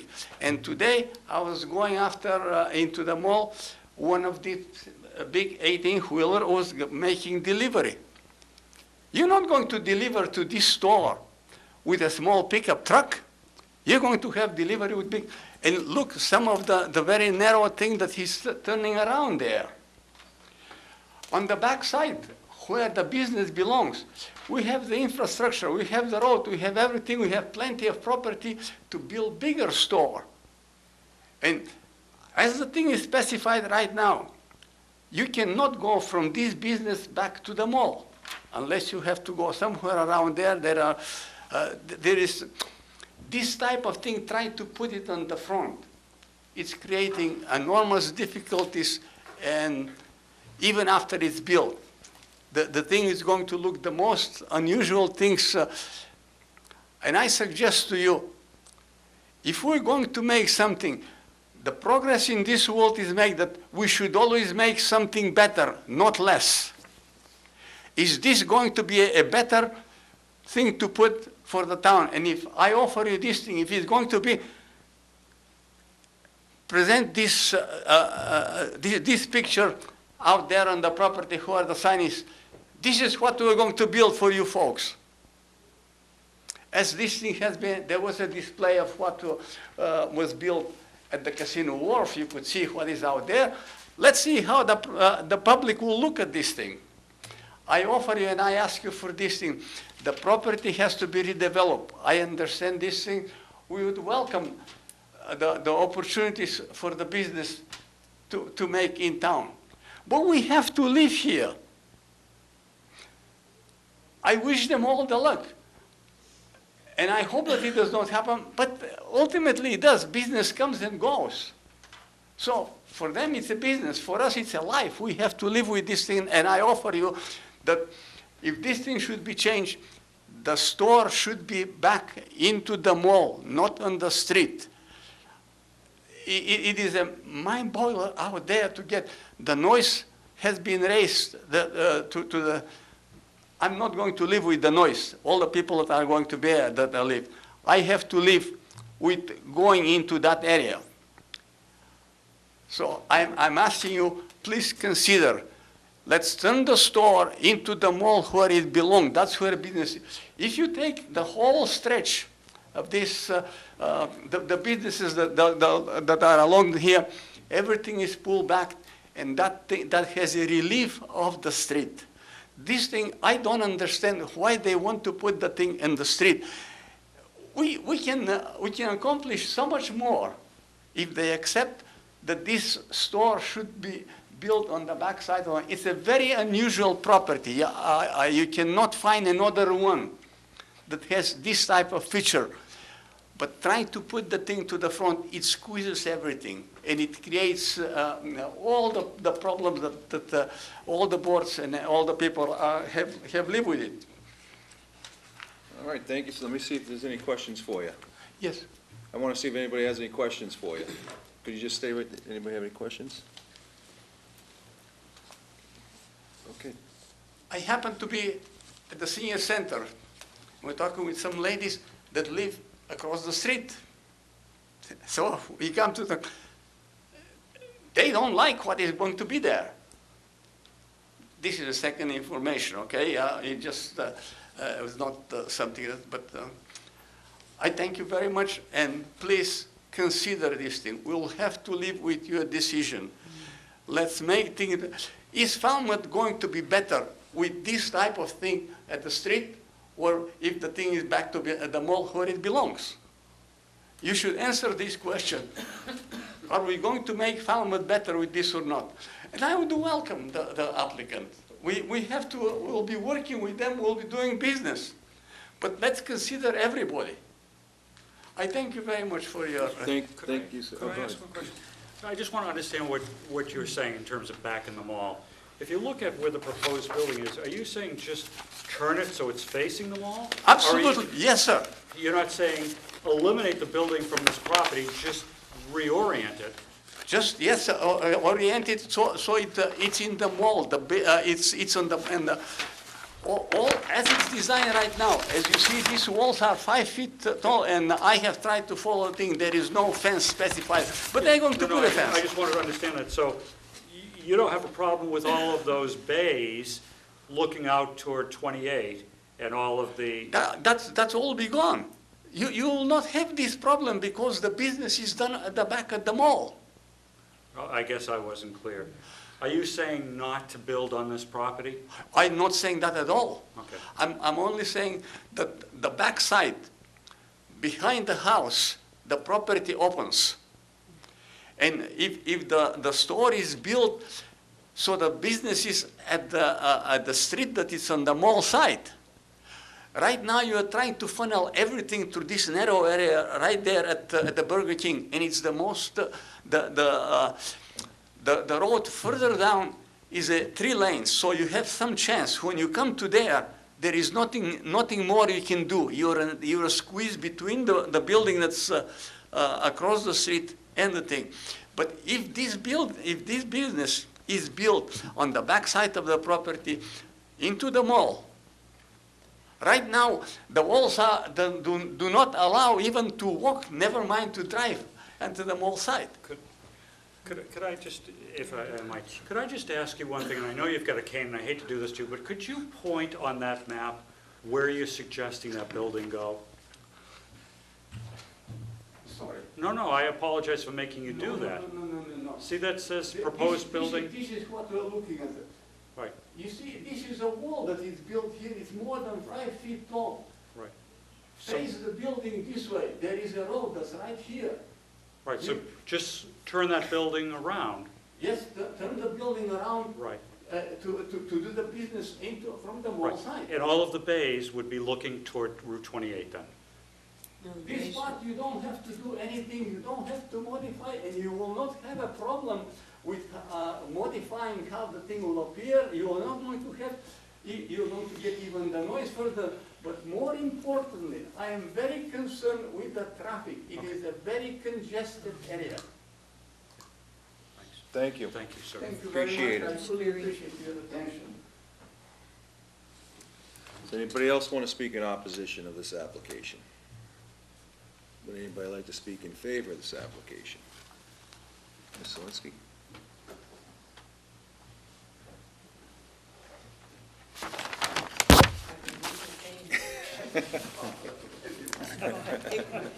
Give you his. I want to find out more about the woman he's talking about. My Bet you name they have a is, cane. my name is Veronica Zelinski, and my husband's family have lived at this location for 65 years.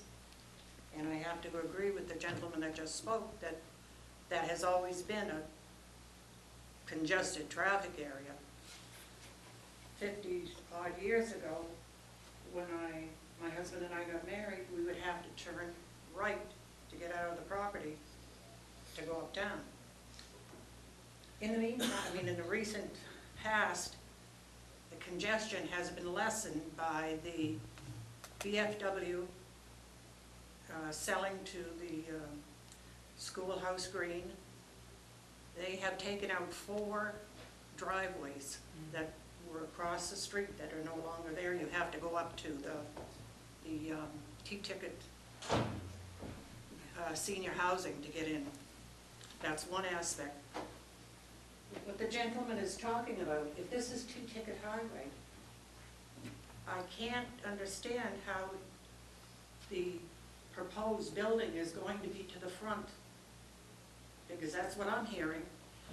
My mother-in-law's house was maybe 15 feet from the sidewalk. There's no longer a driveway there now, so that's not going to be there.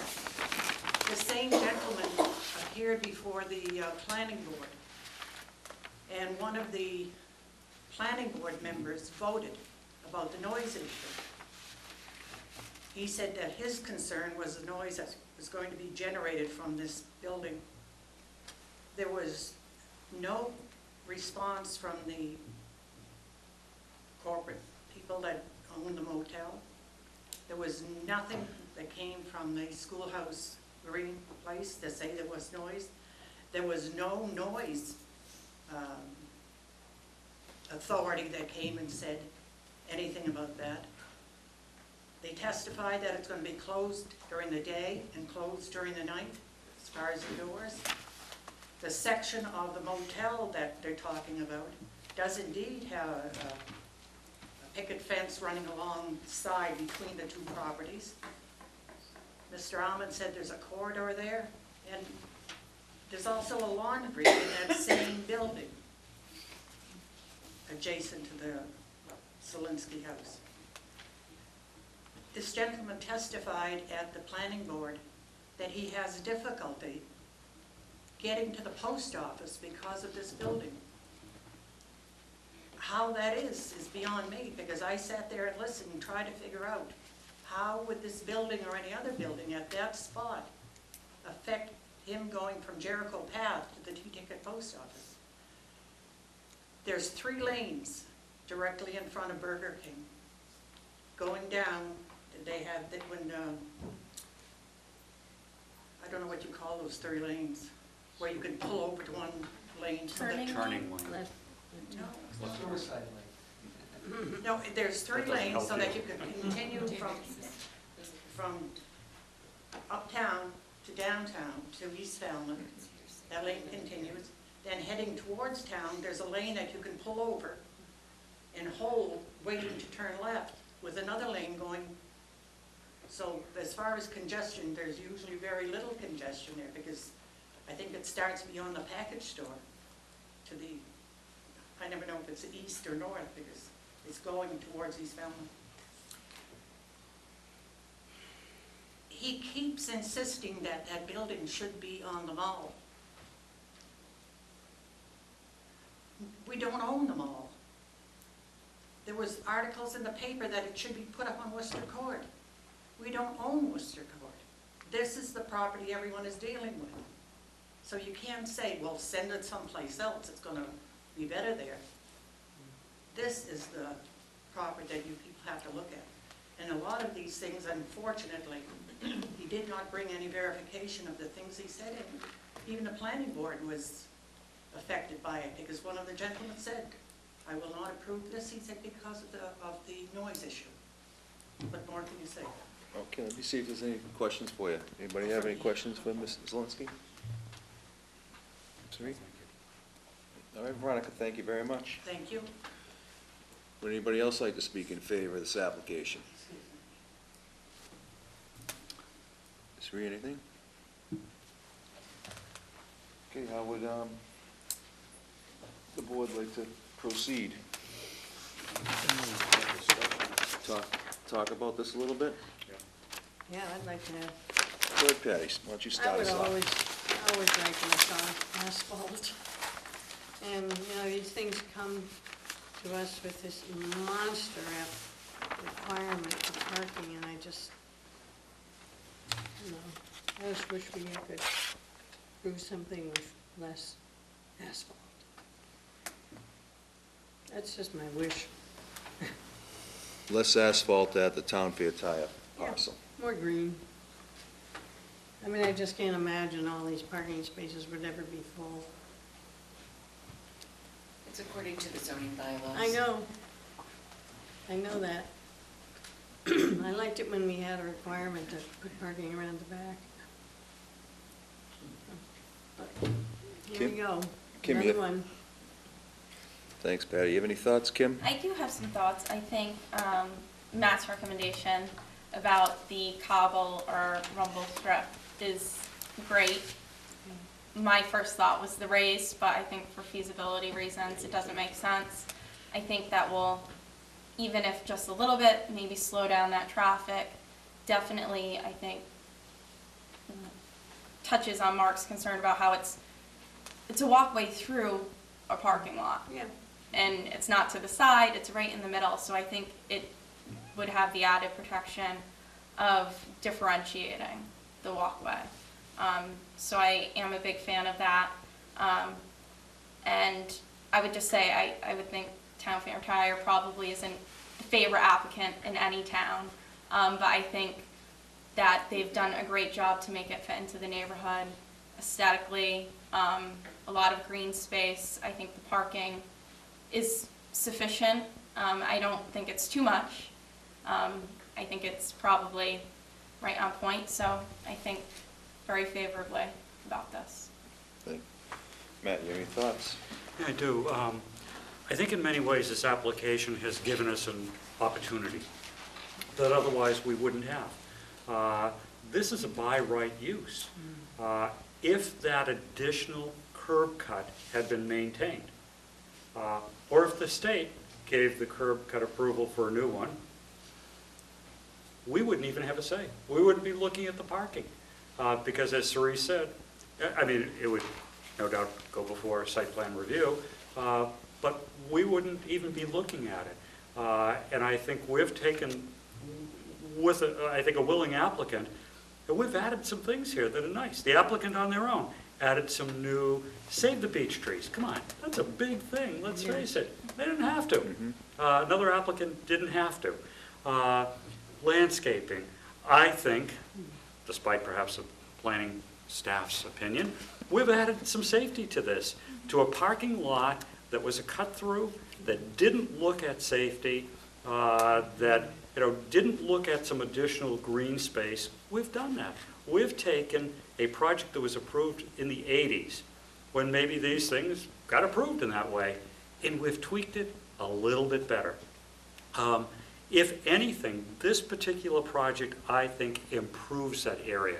Now, we're not the visual police.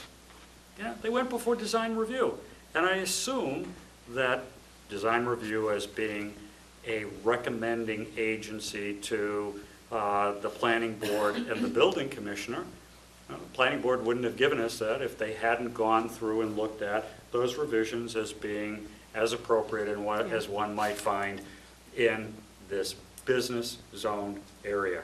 So, I think, would I rather not have Burger King there? Well, that's a different day, different discussion. Would I rather not have the Zone B2? Another day, another discussion. Perhaps for town meeting, not for us. We've got a parcel appropriately zoned for it. I think an applicant that's shown some real demonstrated working with the town. So, and I think what we have to be very careful with on this project is our findings on this one, as we should be with all of them, because the gentleman that just got up and spoke was talking about the size of trucks. And, I didn't go back and look at the minutes, and I'm afraid, I apologize that some things are missing that we may have discussed. But there were questions that I remember asking the size of the trucks, and there was an answer. And I think we need to reflect those things if we go forward with this decision. A finding, for example, that they're saying that there's going to be air conditioning in the building, including the bays, and that the doors will be closed. Responsive, addressing the issues that we've raised. So I think, there's been a good back and forth on this one. If you get past the point that there will be something there on that property other than the old Zielinski house, then we come up with the best project that we can. And that's the application before us. Could there be a better application? Maybe. But this is better since this board touched it. I agree. Thanks, Matt. Mark?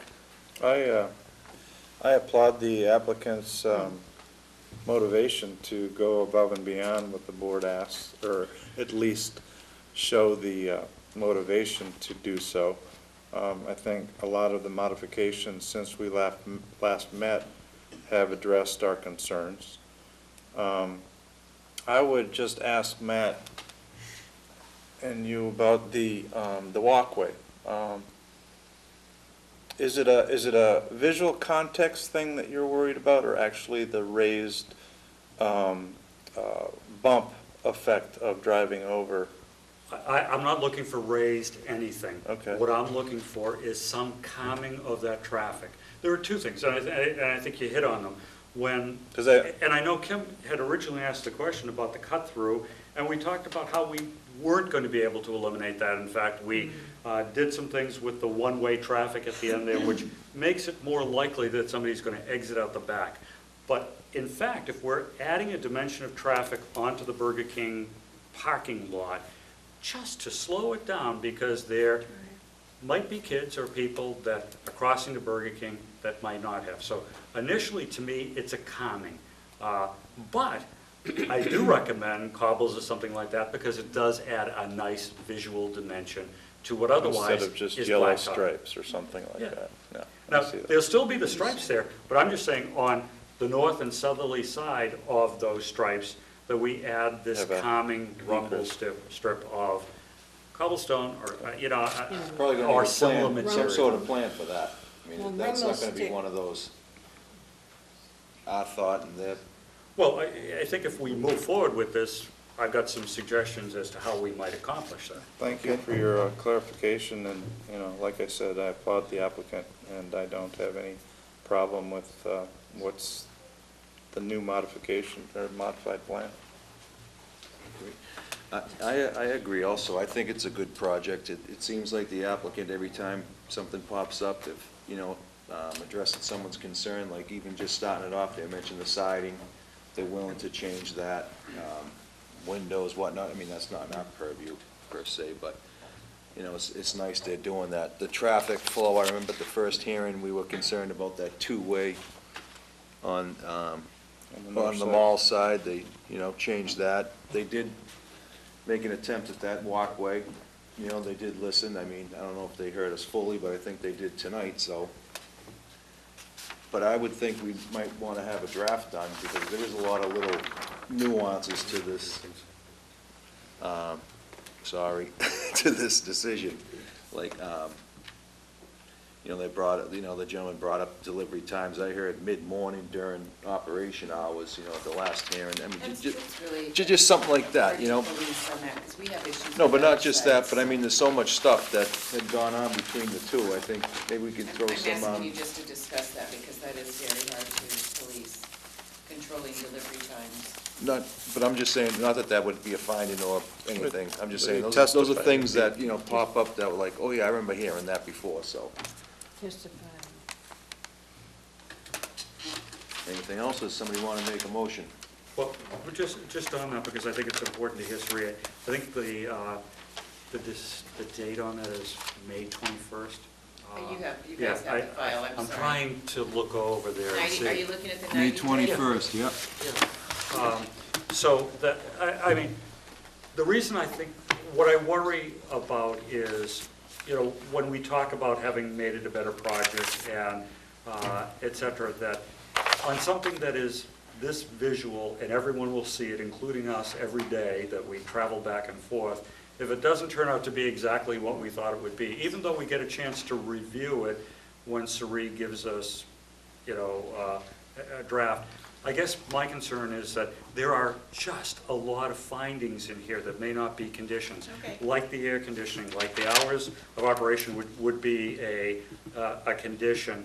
The You know, lighting. the saving of the trees, there's just so much. I got it, I understand. Yeah. As long as you don't want it by May 1st, because I Not won't be gonna here happen. next week. No, we've got a deadline of May 21st. And next week you wouldn't be here. You won't have it written tomorrow anyway, even if we decided it tonight, so, Correct. you know. He was willing to give me a 1 week's extension, so. But this works out if you want me to draft it and bring it back before that deadline. And when is We our, have a They hearing- give you a month. We have a hearing on May 15th.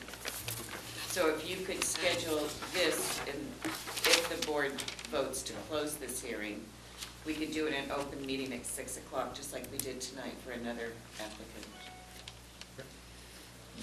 And that should give you plenty of time to review it, for me to draft it and for you all to review it. that way the applicant gets to see it as well. And Correct, I always send it Yep. to the attorneys.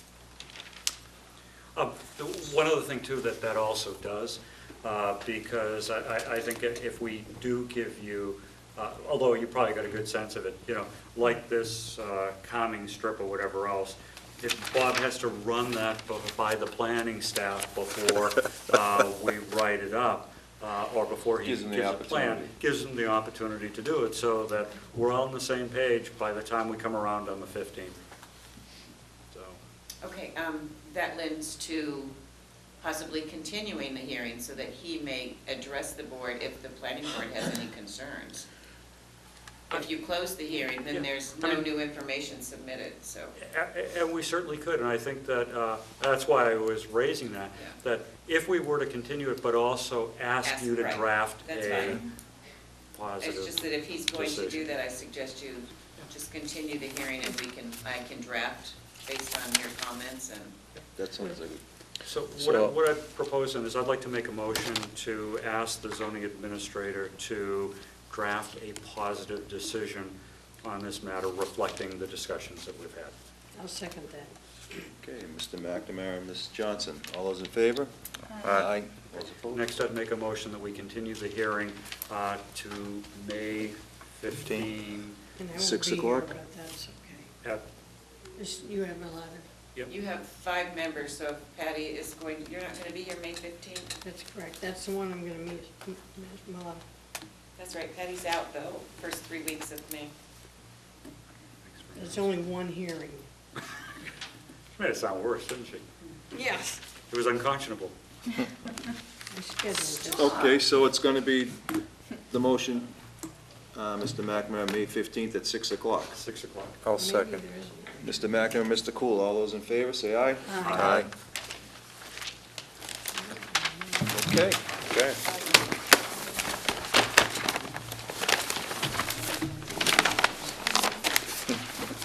Thank you, gentlemen. Thank you, gentlemen.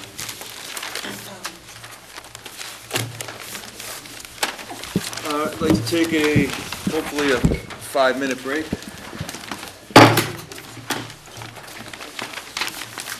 Ducks in order here. Yeah, I will.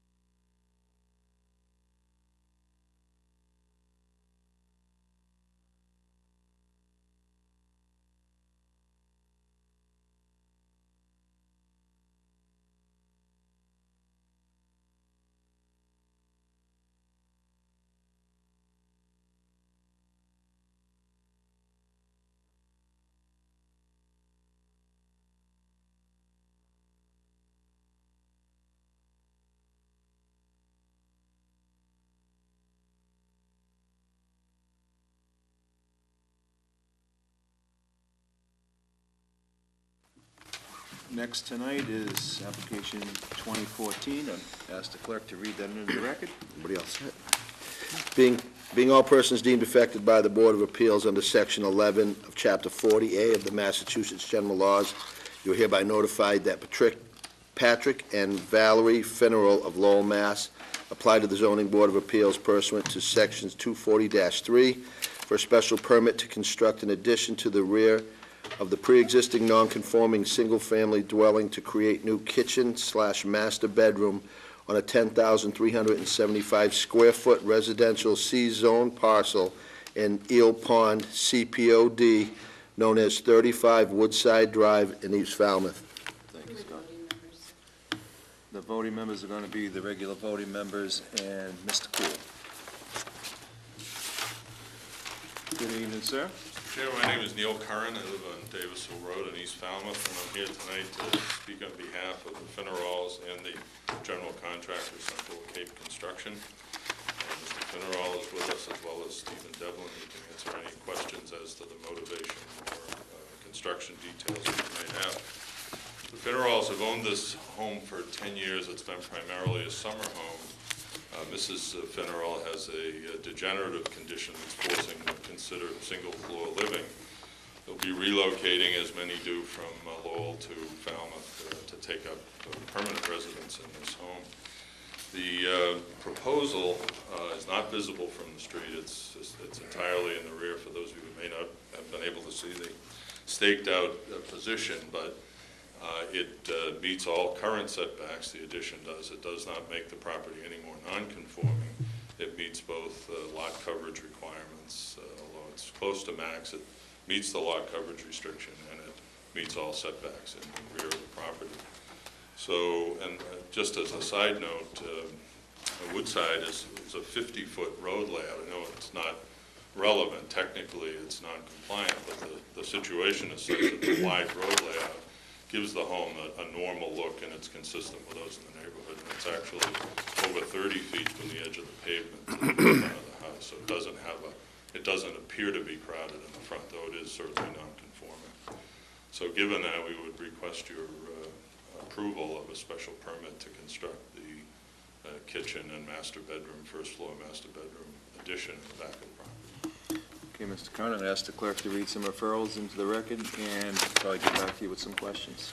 Engineering has the standard impacts and public right-of-ways statement, with the exception of, with the addition of, the project must not direct any stormwater runoff to public property, abutters, or right-of-ways. Concom keeps stormwater on the property to avoid runoff into wetlands. To the west is an aerial. Planning, no comment. Water, upgrade to a 1-inch service or sign a waiver. Building, no comment. Health Department. The plans call for the den to have its own opening cutback, which makes it unfit for use as a bedroom. The dwelling remains a 3-bedroom house, no negative comment. That's it, thank you. Welcome. Do you want to start it off, Scott? No, I'm good. Okay, Patty? I have no questions. Mark? Thought I had one, but no, I'm good. I'm good. Oh, I do have one. Sorry.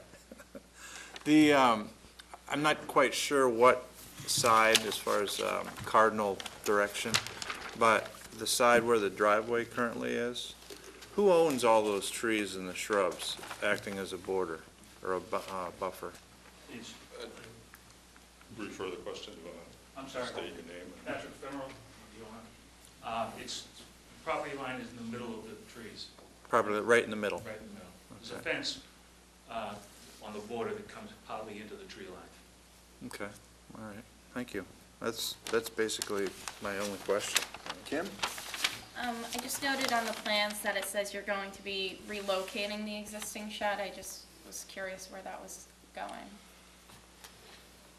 It's probably to the left corner, but it will definitely be conforming to the 10-foot setbacks in the corner. It will conform Okay. both side and rear. The Thank left you. corner, you're saying that Left. side, but closer to, To 10 feet, at least 10 feet from the rear line and the sideline. Shifted, it currently sits in the footprint, but it would be moved to the left. Okay. Mr. McNamara, you have any questions? I do. First of all, Neil, it's good to see you again. It's been a while. The size of that shed, is it as such that that counted into the 19.4 lot coverage?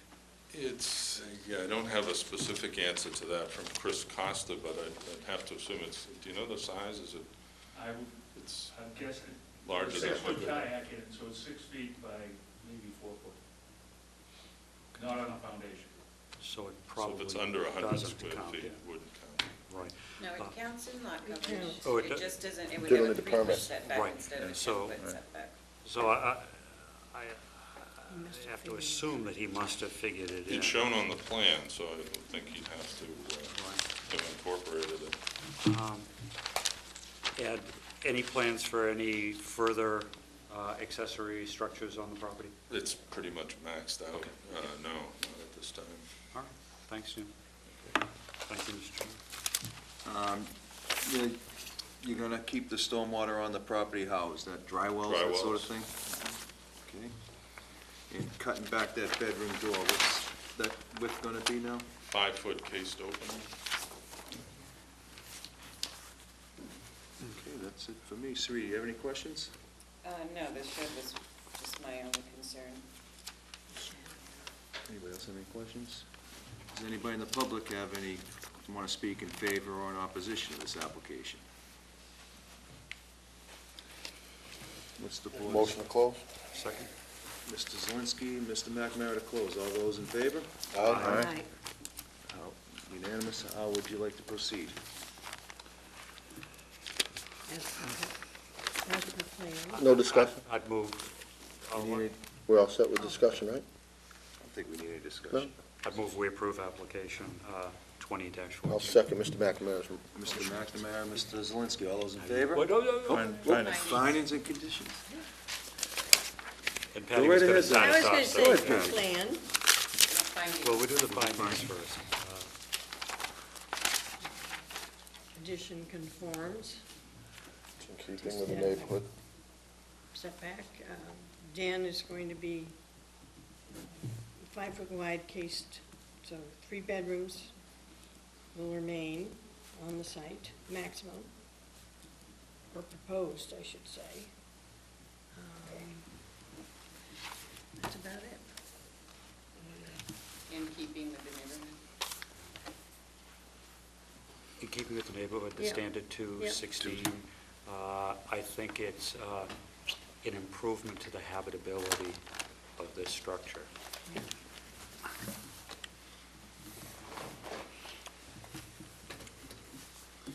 I think we also just, as we do the findings, to make sure that we have the size of the shed or the estimated size in the location, and that there would be no new accessory structures on the property. I'm sorry, The estimated size of the shed, where its estimated relocation would be, and that there'd be no new accessory structures on the property, So, as testified by the applicant. okay, conditions per As plans. per plan. For plans. No more than 3 bedrooms. Contain stormwater. They Contain, certainly- yep. Being that we don't know that shed size and it's close to lot coverage, are we gonna look for an as-built? No. No?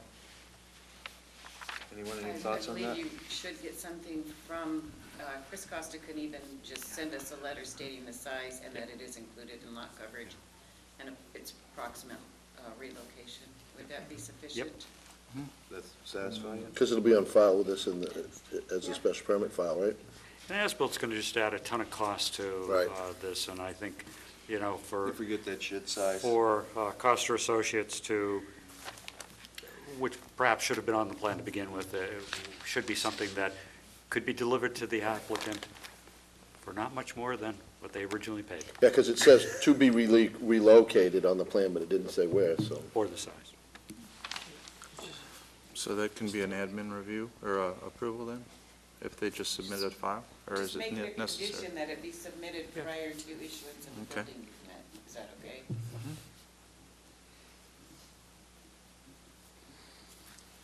Anything The else, eh? building department will require an as-built, but it will not show any of the appurtenances to the structure or any accessory structures. So it would be an added cost to the applicant if you were to condition an as-built. So a letter, I think, would be sufficient if the board's okay with that. That's fine. We leaving anything out? Think of anything else?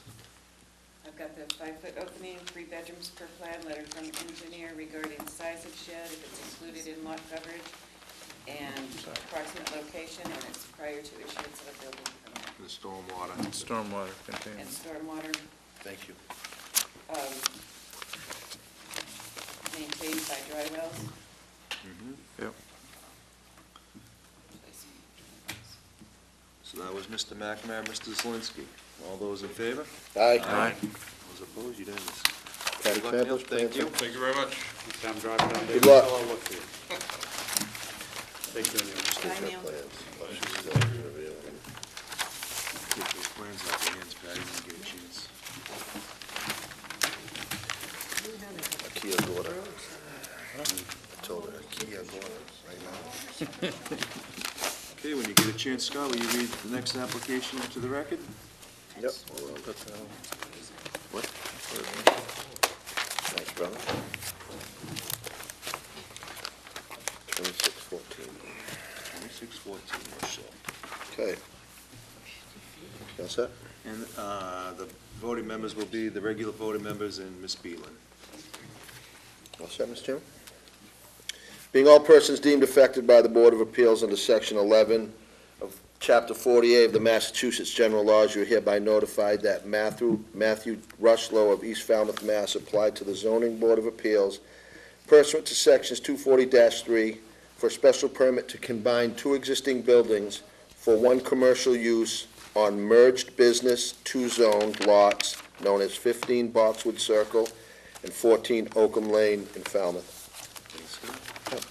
Mr. Rushlow, good evening. Good evening, how are you? Fine, thanks. My name is Matthew Rochlow, 23 Oyster Shell Lane, East Falmouth, Mass. I'm here to propose combining my 2 buildings on 15 Boxwood Circle. All right. Scott, will you read Mr. Referrals into the record? I'm sure we'll have some questions for Matt. Yep, That was it? short and sweet.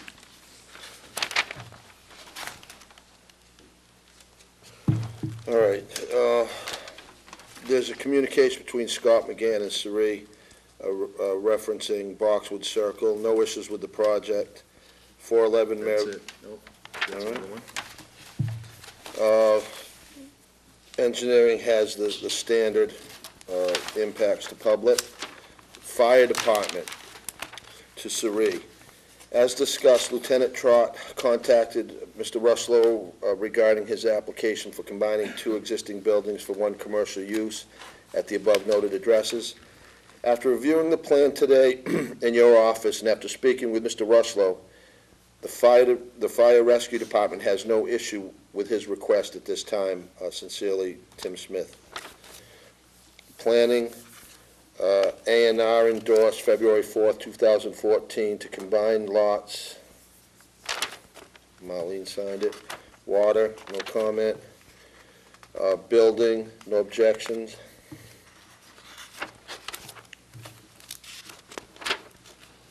You want these 2? Yes, there is another thing from the Board of Health answering some questions on the board, if that could be read. Questions On the other side? from Scott McGann again. Oh, here you go. Okay, it says, this project doesn't appear to be changing his operations. The clam man already receives shellfish at the facility and resells them in his store to other establishments, such as restaurants. He has He has all fed, state, and local permits to do so. Shellfish must be purchased from an approved harvester from an approved location, bed in parentheses, that is reflected in the shellfish tags, which must remain with the lot of shellfish and maintained for 90 days after consumption. Anything else, let me know. And then from Sari to Scott, I have That a, was the response. so you don't need that? No, I think we're all set there. All good? On the front, there's one more reply from him from another question. Both buildings have been inspected. Yes. Yeah, I'm sorry. And both buildings have been inspected and worked together, one side receiving and the other retail. The process flow and parking will improve this project. Scott? Thanks, Scott. Okay. Patty, you have any questions for Matt? Your connector building has what type of roof on it? It's going to have a shed roof.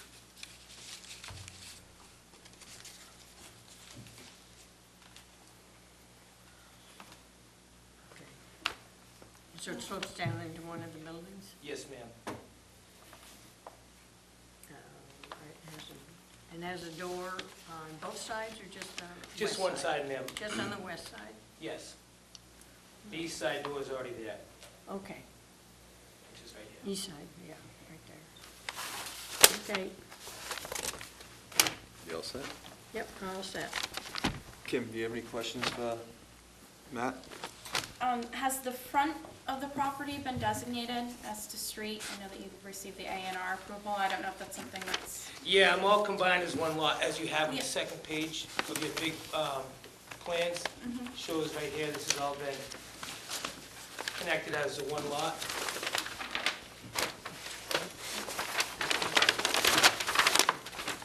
All as 15 Boxwood Circle now. Okay, all right.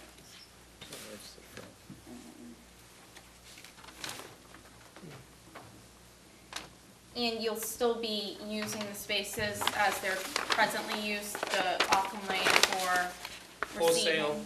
For Okay. wholesale. Okay.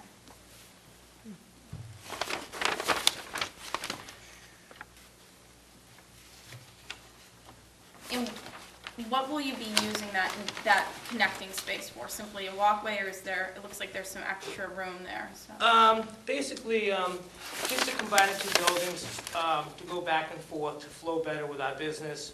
We'll receive the shellfish in this building, and then we'll be able to walk through the building into our cooler, which is right here, instead of going outside and then coming around and in. So it'll just be, Okay. receive the shellfish and then put it into the cooler. So basically just a walkway. The other area that you see on this right here could be an area that we could have to keep fish totes and other items that we put up our orders in. So I just can't see that very well. Sure. Are you going to be doing any receiving via the side doors that you're adding on the proposed connector? I'm not sure yet. We could, I think that's going to be more of a, an entrance to go in and out of that area. Just for employees? Yeah, or- just for okay. employees, yes, ma'am. Okay. Okay. Thanks. Scott? Your deliveries, Matt, come from front and back, or where do you get your deliveries? We want to go through the back, because right now they're coming in the front, which is part of our retail. So we have a lot of traffic in here with retail traffic and the trucks. So this will eliminate all the deliveries. Deliveries can come in this area here, and then come in this building, and then go into the cooler. And that'll free up a lot of our retail parking. Now, is that shared parking out back there? It's all my parking. So I have my trucks, and then I can have my employees park here, and my trucks can park over here. The reason I ask is because I've been there a couple times, but I went there around dinner time one time, it was probably last weekend. And it was full out back, and there were people parked in your parking area, walking across to the hotel, to the restaurant. I Yeah, mean, they're not allowed to do that, but when we leave at 6 o'clock, we really have no control of customers for PKing parking in that area.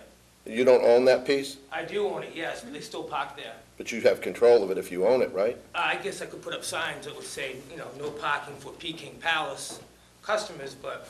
I'm just curious, I mean, I was confused when I you try to said you be a had good no neighbor. control over it. I try to be a good neighbor. Okay. So it's gonna be enhanced out back with your deliveries? Yes, Okay, but we close at 6 o'clock, so. Okay. At that dinner rush is probably after 5:30. yeah. And in the summertime, how many, well, it doesn't matter, but how many deliveries do you take in a week? In a week, Yeah, 20, at various times of the day? yeah. Okay. All right, thank you, Mr. Chairman. Mark, you have any questions? I do. It's with regard to the shared parking lot issue, and I totally understand where you're coming from, but on my site visit, what is confusing, on that hedge, I don't know what side it is, but on your design, the parking, that gravel area, yeah, the hedge there, there's a sign, and it says, it appears, it's black and, or it's red and white, and it appears additional Peking parking, and there's a sign that goes up. I think that means for back here in her Well, parking lot. but it's confusing, is what I'm saying. really So- is. So I think But I that do should be believe addressed. Going back here. I mean, if you're not concerned about it, but it would be, it'd clarify things a little bit more. No, on the wholesale side, those 4 spaces, parking spaces are gonna remain, correct? Yes, sir. Okay. That's all I have. Great. Matt, you have any questions? I do. Matt, it's good to see you again. Good to see you too. How does this application change your current operation? It doesn't. Okay. Last special permit you got, 2005, if I remember correctly. Any complaints about the operation during that Not that I period? know of. Okay. And the 2005 permit, did it cover both properties or just No, the just the retail? front property, Yeah. just the retail from here over. 15, the original 15 Boxwood Circle. Yep. Which gives me 7 parking spaces right Yep. here. And so the what is now on the backside for the wholesale was not subject to a special permit? Or was that an older one, Suri? No, it wasn't subject to a special permit. Okay, those are my questions, thank you. Thanks, Matt. You're welcome. So Matt, you're gonna do all the retail on the Boxwood side now and all the wholesale on the Yes, sir. Oakland? And, I was out there too and I saw the same sign Mark did, but it does give the appearance like, if that whole back lot's full, Peking's gonna park on yours, so maybe, I don't know if we condition it or what, You but can't. probably not. If he's He gone at doesn't 6 have a o'clock. problem with it. I don't, it's tough. I don't have any other questions for you. Kathy, did you? Anybody else? Sue, you have any questions for Matt? Anybody want to speak on this application? Go ahead, sir, state your name. And if you're in favor or in opposition? In favor. Jim Robertson, 480 Main Street, the on Nye Pond condominium complex. We took a poll of all the people that are in that complex. We've got 16 units, and we're very much in favor of whatever Matt does there. He's a good neighbor, and we love his product, and we think that this will just enhance the operation. Thank you.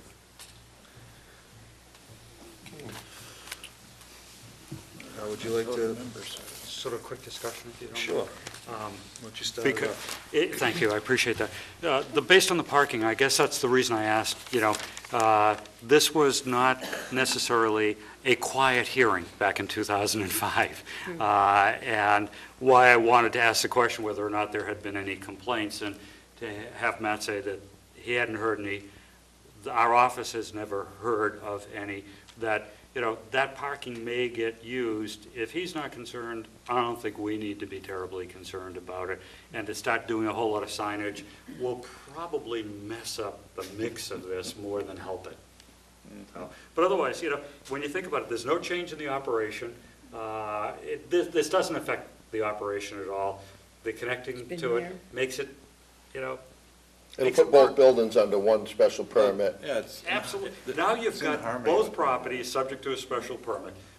So there's, one little bit more of, control. And by virtue of the fact that there has been no complaints, it's commendable. I mean, with the traffic that's back there and, Yep.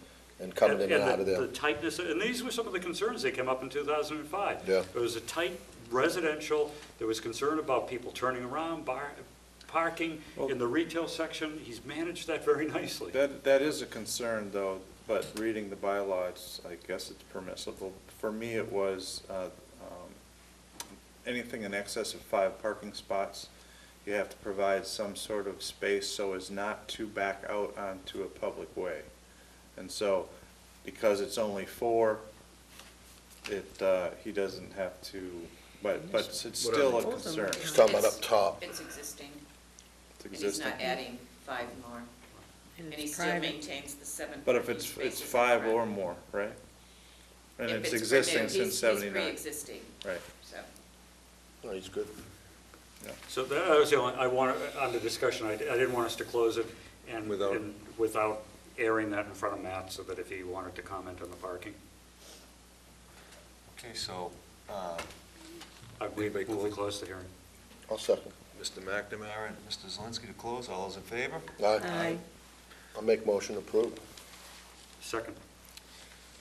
Motion to approve, Mr. Zelinski and Mr. McNamara, all those in favor? Fine. Oh, fine. Sri, We're gonna drill you're that like a into- devil. Hang it on my shoulder. Dogs all afternoon, so when I go, Okay, They behave? They The did findings? very well today. I guess it'll be, It's an improvement to the site, it's an enhancement to the operation. There are no new nonconformities. It takes the entire lot, the 2 lots combined, subject to a special permit. right. And all those that were also in the prior special permit? Condition would be no derogation from, Right. yeah. Those are the Are findings. we on conditions? I'm sorry. Those are just findings. I think in Any other terms of conditions findings? per plans, Okay. And no I don't know if derogation. it's over- Do you want to say something about the retail on Boxwood and the receiving in the back, or do you not want to limit it? My reaction Testimony. to that is, It's all one business. it's a He can- finding, but it's not a condition. Right. Yeah. I think it's a good finding, though. Okay. Retail on the Boxwood side holds. Especially if you're getting multiple deliveries at one point, and you don't want to create a choke point. You may sometimes have to unload down the bottom and up top at the same time. Any other findings? Okay, conditions then? Per plans. Per plan. No derogation from a prior special permit other than what's approved here. Which there is no derogation. That's it? And I think that's That's it, sound all right? right to you, Sari? Think of anything else? Yeah, it's a very minor Yeah. project, so I don't see any other conditions that are necessary. And we do have confirmation from the planning board that it was merged. I would like a condition that we have a copy of that filed plan in our file. Siri, there was the second page of your plans. It's in with the registry? It's land court. I don't have a copy. It's the second big page. That won't Okay. fit in the If file. he's got it. Is it there? If the board can confirm, because I don't have a copy. Second page. Site plan. One over. Right here. On the bottom, the Good. land, well, it says Oh, land yeah, court. okay. Yeah. Yep. Thank you. All right then, so that was Mr. Zelinski. We all set with the conditions, and Mr. McNamara. All those in favor? Aye. All those opposed? Just one quick comment before Matt leaves. I think it speaks well to your operation when somebody comes from a neighboring condominium, does a poll and comes here, takes the time to come in here and compliment you. That speaks well to your operation, what you've done for the town, so thank you. Absolutely. Thank you. Good job, man. Yeah, we cleaned that back area up a lot when we purchased it. Thank you very much, board. Good luck, Have a Matt. time. Yeah, Sue, Is that- good luck. I get everything? Good night. Thank you. Okay. Brings us Minutes? to the open meeting portion. Everybody have a chance to review the minutes of March 27th? I didn't bring Oh, you didn't bring the because minutes? I'm not finished. Oh, okay. FCC is So I gonna guess I give me won't a be copy signing. because the board wanted more information on the PF Falmouth LLC in case it does go to Okay, action. anything new regarding the status of the legal representation? Mark said that he was going to represent us in Funbar and that he would put in an appearance. I do not have a copy of that yet. He has been getting information on the other case he is representing. He's not sent a copy of that either, but Okay. But you haven't seen a copy of a bill yet either, so. Yeah, so it's a win-win, whatever. Okay, Falmouth Housing Corp. okay, let's see. You had before you, and it's been on the table, Falmouth Housing Corporation to request to make some modifications to No Tantico. Is that how you pronounce it? No Tantico? Huh? No Tantico. Okay, what she said. There's a list in there, and they've also done a narrative. I didn't find any issues. I did sit down with them. They were very amenable to adding a couple. They are removing the deck on the front because the building to be constructed is gonna be at grade, so they're removing that whole front deck. So that took away a little bit of play area possibly for kids, so they were very amenable to adding 2 patio sites that will have a barbecue for, you know, families to congregate and, you know, mothers to have a seat while their kids play in the grass or the area over there. They did remove 1 unit from the existing building to put in the building to be constructed. It was based primarily on cost, because instead of adding an addition to the existing building, they can save a little bit of money by putting it into the proposed building and possibly slightly decreasing the size of the units. You'll see in your list there, do you guys have this? Yep. And who are the voting members going to be, if you do determine, or will determine when you make that? It'll be the regular voting members and Ms. Spieler. Okay, you've got yours, Yep. Scott? Thanks. I think it's the 3rd page of that. Here, we can look at this. Okay. The only change, there was proposed washer and dryers in the units, which again is a big costly issue, but what they've done is put a washer and dryer in each building for for the tenants to use. It will be coin operated. They usually charge about $1.50, I believe they said, as they do in their other sites. The accessible unit will have its own washer and dryer for obvious reasons. That's pretty much it. I didn't see any issues with it, but as you go through the narrative and possibly go through the list, if you have any questions, Linda Clark is here, who I have been dealing with, so she can answer any questions, have and one. if she can't, she can defer to one person. Yep. I just don't want this to become It's, No. a hearing. This is discussion. It's a administrative review. Scott has a To question for determine if Linda. it's substantial or insubstantial. Right. I just have a minor question. Linda, you don't, hi. Introduce yourself, Linda, just for the Linda record. Clark, President of Falmouth Housing Corporation. You don't see any potential problems with having those the washer and dryer units outside of the units with other people coming in that don't live there trying to use them, do you? No, the buildings are going to be secure. There's going to Okay. be a common area hallway that each tenant will have a key to get into. Okay, good. It's not going to be open to the public. All of our buildings are secure. I'm good. Thank you, Mr. Chairman.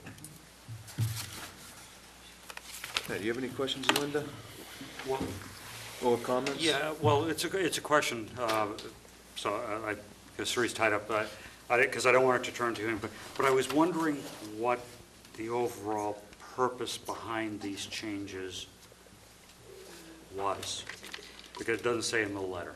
So why are you doing these changes? Budget restraints. The permit was originally pulled in 2011 by Bob Murray. Right.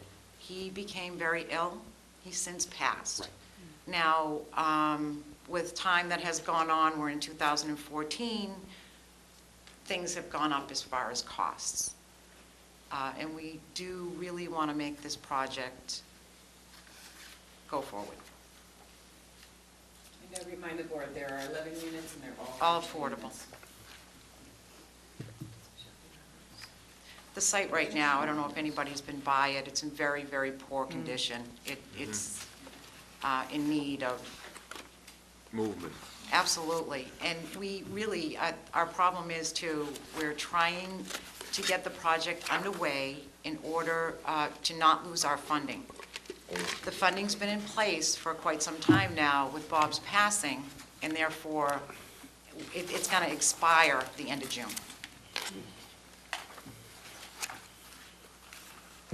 I mean, as you all know, affordable housing in Falmouth, it's really difficult. We get phone calls now, 20 phone calls a day into our office with individuals and families looking for affordable housing. It's a problem.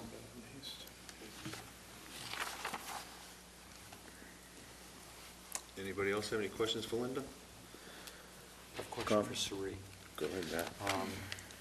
We've got a reduction of some square footage here in terms of lot coverage, et cetera, and we're picking up some play area, so we can cover that. But one of the things, and you'll have to remind me, I try to remember these things, but I remember we had a couple of comments at the time from the Board of Selectmen when previously we had waived a fee. And there's a request here for the waiver of fees. Is this for a waiver of? Just for this board, I explained to them that we cannot waive fees for anybody else, so they have to go through. Right. And my recollection was that under the Code of Massachusetts regulations, we do have the power to waive our fee without the selectmen approval. Okay. Because I think the letter says to recommend the waiver of the fees to the Board of Selectmen. But on our fee... You've got to remember, they've already paid, and we have cashed that check 2 years ago. Yeah.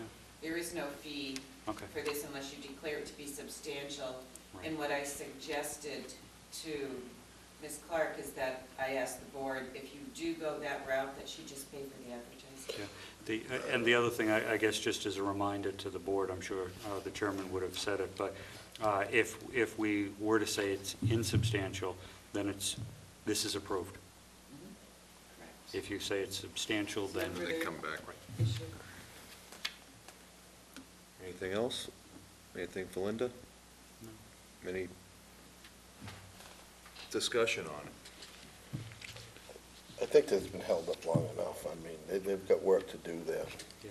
Well, not held up anything other than the No, I don't mean not by us, circumstances. but I don't see why, Oh, I no, don't see enough there to hold this up anymore on our, I think the other distinguishing feature is we're not talking about what amount of profit here. We're talking about a nonprofit that's trying to put together a 100% affordable Absolutely. project. And they can't do it. Yeah, so There's good trade-offs I just here, want to too. distinguish, whether or not it's substantial or insubstantial. When you look at, it's not a question of the profitability, but it is a question of economics in terms of just getting this project the done. benefits are substantial. I will state, there is no change, there is one other change. The septic system will be adjusted to carry, because if you remember correctly, there's 2 septic systems. So they will change the one that's proposed to carry that extra unit in the other building that was relocated. But And the parking has not changed. But the septic will still be under Title V and subject to that, so. Correct. Yeah, they'll just probably do an Or they'll extension on it. oversee that. So I get the feeling the board feels it's Like it. I would insubstantial. move that we determine this to be an insubstantial change. I'll second Mr. McNamara's motion. Okay, Mr. McNamara, Mr. Zelinski, all those in favor of this being an insubstantial change? Aye. Aye. All right, and can I ask the board, this is a 40B, if they need an extension extension on their permit for 60 days, do you have an issue with me approving that? We have to vote that? extension? No, you just have to give me a consensus. I'm good with that. I'm fine. Absolutely. I mean, she's in a hurry anyway. I mean, she's not gonna drag. I don't see a problem with that. Okay, thank you. Thanks for stepping Thank you, in. Linda. Thank you so Good much. luck with that Appreciate it. project. That'll be a wonderful one. It will be. I'm sure it will. Thank What you. else got there? Sweet, I see you have an update on Mendoza. I know that's been lingering for a bit.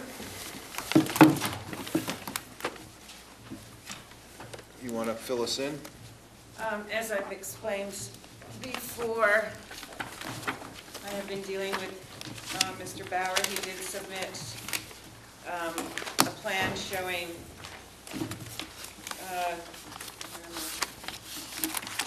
The landscape plan? trees, which will be white pine, one to the right and one to the left of the side, 2 roadies on each side. The plants that were planted over on the right side facing the building did die. I just don't see how he can get a tree here because of the sign, but that's something that we can go out to the site and look at. He is building a shed, and I do understand that there is an issue that the board didn't approve the shed, which is another issue that I undertook myself in assuming that, because we did talk about it, that a shed as opposed to the pod was okay because the pod had to be removed. I asked him to speak with Eladio Gore. Mr. Gore said that he did not require a building permit for the size of shed, which is a 12 by 16. The shed is 13 feet in height, and it meets the setback requirements. I did talk to him about the paving spots that the board asked to have removed.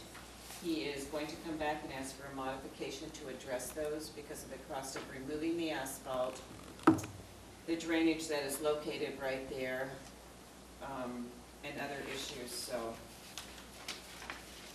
that's what I've been working on, and he has been in to see me, and I apologize for the delay, but I have been busy. Any thoughts on Would this? you mind passing that landscaping plan down, because when I was in earlier this week, it wasn't there, so. There's 2 of them there. It's a landscape, it's a plan that he put the landscape on in his own writing because there would be substantial funds to get that done. I Sorry. don't think we asked for anything other than that.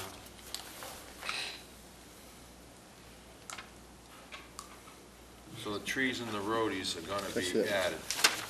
Yes. And you can't, if all of this grade right here is funneling to that drainage right there, you can't take it out because it won't get to the catch basin. And Ken, who was the biggest proponent of taking that area out, had some company in evidently and isn't here for this discussion, but I was at odds with Ken over the amount of parking spaces and pavement in here. If you take anything out, it can't be here, or you'll have a puddle right here. I was going to, he did have somebody look at it, and that's exactly what Mr. Bauer said, and I was going to have the engineering department go over there, but I really No, haven't had time. if you're short, it's crowned, the pavement's crowned right here. And if you don't, if you take this structure out or make it ineffective, then the water that sheds from here will be funneled out onto 28. There is no impervious area to accept this water, so that's why it's all pitched there.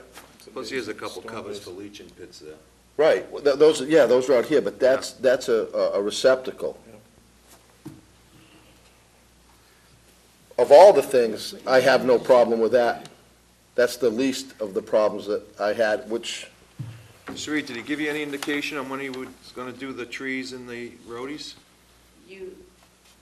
I had brought that to the board before, and we agreed on May 1st that he would get them in. He's going to try and do it in the next week, which would be approximately May 1st. So. Okay, and that storage pod, that's still there, because I know that was a the shed is not quite finished, he'll be able to remove that in a week or two. But I think it was just said, the pod is currently located on the subject property and used for renovation purposes, shall be removed from the site prior to occupancy I permit. realize that, and that's something that we've been discussing every time I brought this to the board. I'm just asking if it was still there. So it is, but he does have the occupancy permit, but he's working on the shed. How come he doesn't have to have a building permit for a 12 by 16 shed? Because they changed the regulations, anything under 200 square, for 210 or 20 square feet. It used to be 120 square foot, you needed a building permit. That's been changed to 200 or 210 When did square that get feet. changed? Pardon me? When did that get changed? Recently? It's Feeling been good about about that. a year and a half. Yay, I get two of them. 'Cause that's a Approximately big when the building, 8th 12 by edition- 16. I know. Apparently, when the 8th edition came in, that changed. Oh. Man. In the shed, what's that, that's used for what, the candy retail ice cream? No, you know what it's used for. Has a glass It's business. a Glass shed. stuff? Yeah. Can I jump in? Go ahead, Matt. Couple of things. I just want to make sure that what we do tonight is proper. The first thing was originally the landscaping, and it's taken a long time, but I think if we were to break this down and to say, okay, what are the things that we're being asked to do, and is this the right forum for it? One is that we had reserved to ourselves to approve the landscaping plan. Part of the landscaping, at least as I had originally seen it, was the removal of the spaces. In fact, the last time that we talked about this, we said when the plan was going to be, originally the plan was going to be, well, not originally, the last time was by March 15th. The question was also raised, and will that include the removal of the spaces? So I understand that Mr. Bauer is saying, I don't really want to remove them for whatever reason. And, you know, I don't think we should be the ones speculating on the reasons if he's going to come before us for a modification of his permit. And if he wants to modify the permit saying, you don't need to remove the spaces, let him provide the testimony, the information, the engineering, whatever it is that, you know, rather than us speculating upon that. So if what is before us to approve tonight is approval of the landscaping plan, focus on that. That's one. But the other is sort of and we've danced around it in many ways, and I think the issue is compliance with the special permit or enforcement of the conditions. So one, not out of conformance at this point, because we've never really approved the landscaping plan. We have the opportunity to do that. So if we look at this and say it's acceptable, that's off the table. The pod was real clear. It was for the purpose of only finalizing the interior construction, whatever renovations for the ice cream, the office space, et cetera, and the shed. The pod was to be gone. Okay. And I shared this with Suri, so, you know, not the first time she heard it. My concern is that a shed, it may be acceptable for the building commissioner to say no building permit needed or a building permit, et cetera, but this property is now under a special permit. And that I get concerned that the board doesn't approve either administratively or by modification to the special permit that shed. That's not anywhere in our conditions of the special permit. We allowed a pod for a very short period of time. That's a compliance issue. It's not removed. We never approved a shed, which leads me to a concern. I look back on the minutes that we talked about, and as you know, Suri rightfully said, it's not written as a condition, but part of what caused me to look at this project in a favorable way was that what else was going to be operated on that property? Now, I know that the only reason he came for a special permit was the fast food piece of it, which was ice cream only. The retail sales of the candy, this is B2, isn't it, Suri? It was all by right. It is. Yeah, could very well be by right, but once you ask to get a special permit, you're subject to the special permit. And what's captured in the minutes was that I'm going to not operate a business there. I'm going to have an office there because my glass company has changed so much, it's internet-based. And the only storage that we were told was storage for the temporary part of the construction, and then it would be gone.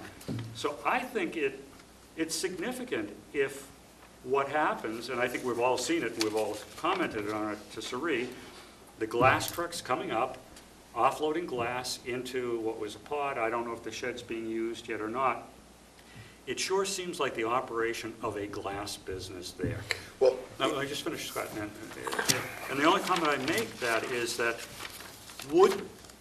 I'll speak for myself, would I have thought differently about approving an ice cream place on the same site of the operation of a glass company? And I probably would have thought a little bit differently about that, and maybe looked at, as we did earlier tonight, some things that we might do to separate the operations to make the parking safer. So I don't think to say it's a by right use really counts when you have a special permit on the property. That's it. And those, if you'll remember correctly, those were a lot of my questions and my concerns about what the trucks were doing there. But giving the guy the benefit of the doubt, okay? What happens when you're under a special permit and you go to the building department here? And whether he did or he didn't, one of those guys told him, oh yeah, you can put a shed back there. In someone's mind, they say, well, then it's all right. So where's the problem in there? I guess what I'm looking at, Scott, is not so much where is the problem, but what does this board want to do? No, I understand, but a lot of people, Matt, don't understand the bylaws I mean, there is level of understanding on this table of how we interpret the bylaws, right? The layman, and I'm speaking collectively, I'm not speaking or hypothetically. People, whatever permission they can get to go with, they're going to get to go with. So at some point in this application that's been a spur, we've got to be definitive, and either we've got to make some kind of determination, because this is just going on and on and on, and it's getting more convoluted as we go. So we have to come up with something that's going to put a cap on this, one way or the other. Go ahead, sir. And therein lies the problem with what I did as well, because I encouraged him to go talk to a lawyer. But that's already happened. Let me finish about the shed. I knew it was being done. Didn't dawn on me that, oh yeah, well, it would require modification, because even though the special permit is strictly for the ice cream, and then I thought, well, as I was talking to Matt, I could have administratively approved it. I didn't think of it because I thought the discussion was different, but as looking back at the minutes, I was incorrect on the minutes as well. I have walked down and sat with Eladio and talked about this, and as I've told many of you, we didn't condition the trucks. We knew that he was going to use that as an office, and I asked Eladio about that, and Eladio said, it's by right that, that we didn't condition that those trucks cannot be there. So if the board wants to discuss that, then you'll have the opportunity when the modification comes before the board. As it stands right now, there is no enforcement of those trucks. Right. And I guess that's all when I was saying split this up. Tonight, we could Deal with the perhaps landscape. act on the landscape. And I wasn't arguing the point with you. I didn't I'm think just you were. telling you, the head's got to get cut off this snake at some point. But I guess what I'm saying is that if a modification is coming in anyway regarding these parking spaces, and he's got to convince us, not us convince ourselves. Right. And he has the opportunity to then talk about his shed and to raise the concerns. And, you know, here's, you know, if Scott's watching, listening, going to read the minutes, here's the concern. He comes in for a modification, and he's opening up a discussion about, you know, the business, so that we may very well put it into a condition or a finding or whatever else, no operation of a glass business there. You know, so there's the, you know, otherwise, perhaps a shed out back, administratively approved by Suri or the board, for the purposes of ice cream storage, might be okay. But we don't know what it's for. And it seems to be being used for the glass business, which we were told was. You're talking about the not shed? operated there. Yeah. Yeah, but how many more times does, Suri has already admitted and thrown her head on the stump, admitted that she pretty much told him to go see Eladio Gore. So it's no offense, Suri, it's a mistake that was generated out of our office that led to this thing. I agree, And I'm not, I mean, you'll be punished for that later, but Come on, we that's can't. unconscionable. It is. I mean, Those happen. No, I hear what you're saying, but we'll get a chance to prove that. ask Scott these questions, but I agree with Matt. We're here just strictly to deal with the landscape. Let's talk about that. Yep. I read the minutes too. I know we were talking hydrangeas, roadies, We didn't condition. stag and anything. We were rose. I know we didn't have suggesting- any conditions. We didn't have any conditions for a lot of things, but are we liking this? And I know it was maple tree brought up, and now we're looking at white pines. There was some sizes offered up there. well, there's a big difference between maple trees and white pines, let's face it. Yeah, exactly. So, but now we're I at, suggested white pines because they were invasive and they're green. And the Year-round, roadies, because the roadies will be green year-round. Right. They'll flower, but they'll be green year-round. And there'll be some coverage. So, And to be honest with you, the concern that I had been Hydrangeas are not raising for green Suri year-round. over the winter was that once those things all died off, it was, you might as well not have had anything there. So I like the idea of having something green there that's going to live year-round, you know. But I think if we approve this, and quite frankly, I find it to be approvable, leaving the issue, though, knowing that he's coming back right. on the parking, because we had tied the two together, and I just want to, but I think we also need to say, yeah, that's okay, but you also need to maintain it, you know? I think back to the East Falmouth Dunkin' Donuts. Did a great job on landscaping, et cetera, and then they had They the never did the obligation median. to do the median, and nothing's ever been maintained there. But, you know, overall, There's the the project came delivery out good. Should go there and redo that. Okay, so anybody else have any thoughts on the landscaping? Are you gonna have some conversation with him before he comes back? when he comes back, he has to apply for, it But will be you'll under- talk to him before that, right? Only based on what you determine tonight. Okay. Other than that, I tell him he will need to come back, and he does know that, for a modification for that parking. Right. One final thought on that. I think, in going along with what Scott said, within the past 2 years, an applicant said, oh, I'll come back for a modification. And we didn't see them for a year. And the way this has gone, unless we put a time period that he must file for a modification within a certain period of time, then I think we turn it over as an enforcement matter. Right. So we can end, I mean, just put some finality to, or a finish line. I mean, What you can do is make your decision on the landscaping, then direct me to inform Mr. Bowery as such an amount of time frame in order to submit a modification. Anything beyond that would be turned over to zoning enforcement as a violation of the special permit. because we've got a couple other ones out there that are just, they're in perpetual motion. You know what I mean? They just keep existing and circumventing the system. Okay, so let's talk about the landscaping in the. I'd like something besides a pine tree in there, white pine. I'd like something like a Leland cypress. Oh, You don't like Leland I cypress? hate it. You can take 4 right out of my front yard. Oh, The white, Put Well, right give on 'em to the him. property. I would caution a white pine because of the height and the girth that once it starts growing, those things Well, I get. picked white Oh, pine it's not because appropriate on that's that, on a usually street. a natural plant that conservation approves It's indigenous. and that stays year-round, so that's, But it's you not know, an if you guys wanna appropriate pick plant. something else, I need to. Well, it's happy in Tree this on a- environment. I mean, it on a thrives. Oh, it is, but Streetscape. I mean, there, I don't know if it's that appropriate there. But by the time it gets to that point, Yeah, you won't have to worry about it. that's true, that is true. I just feel white pines aren't appropriate on that stretch of T-ticket.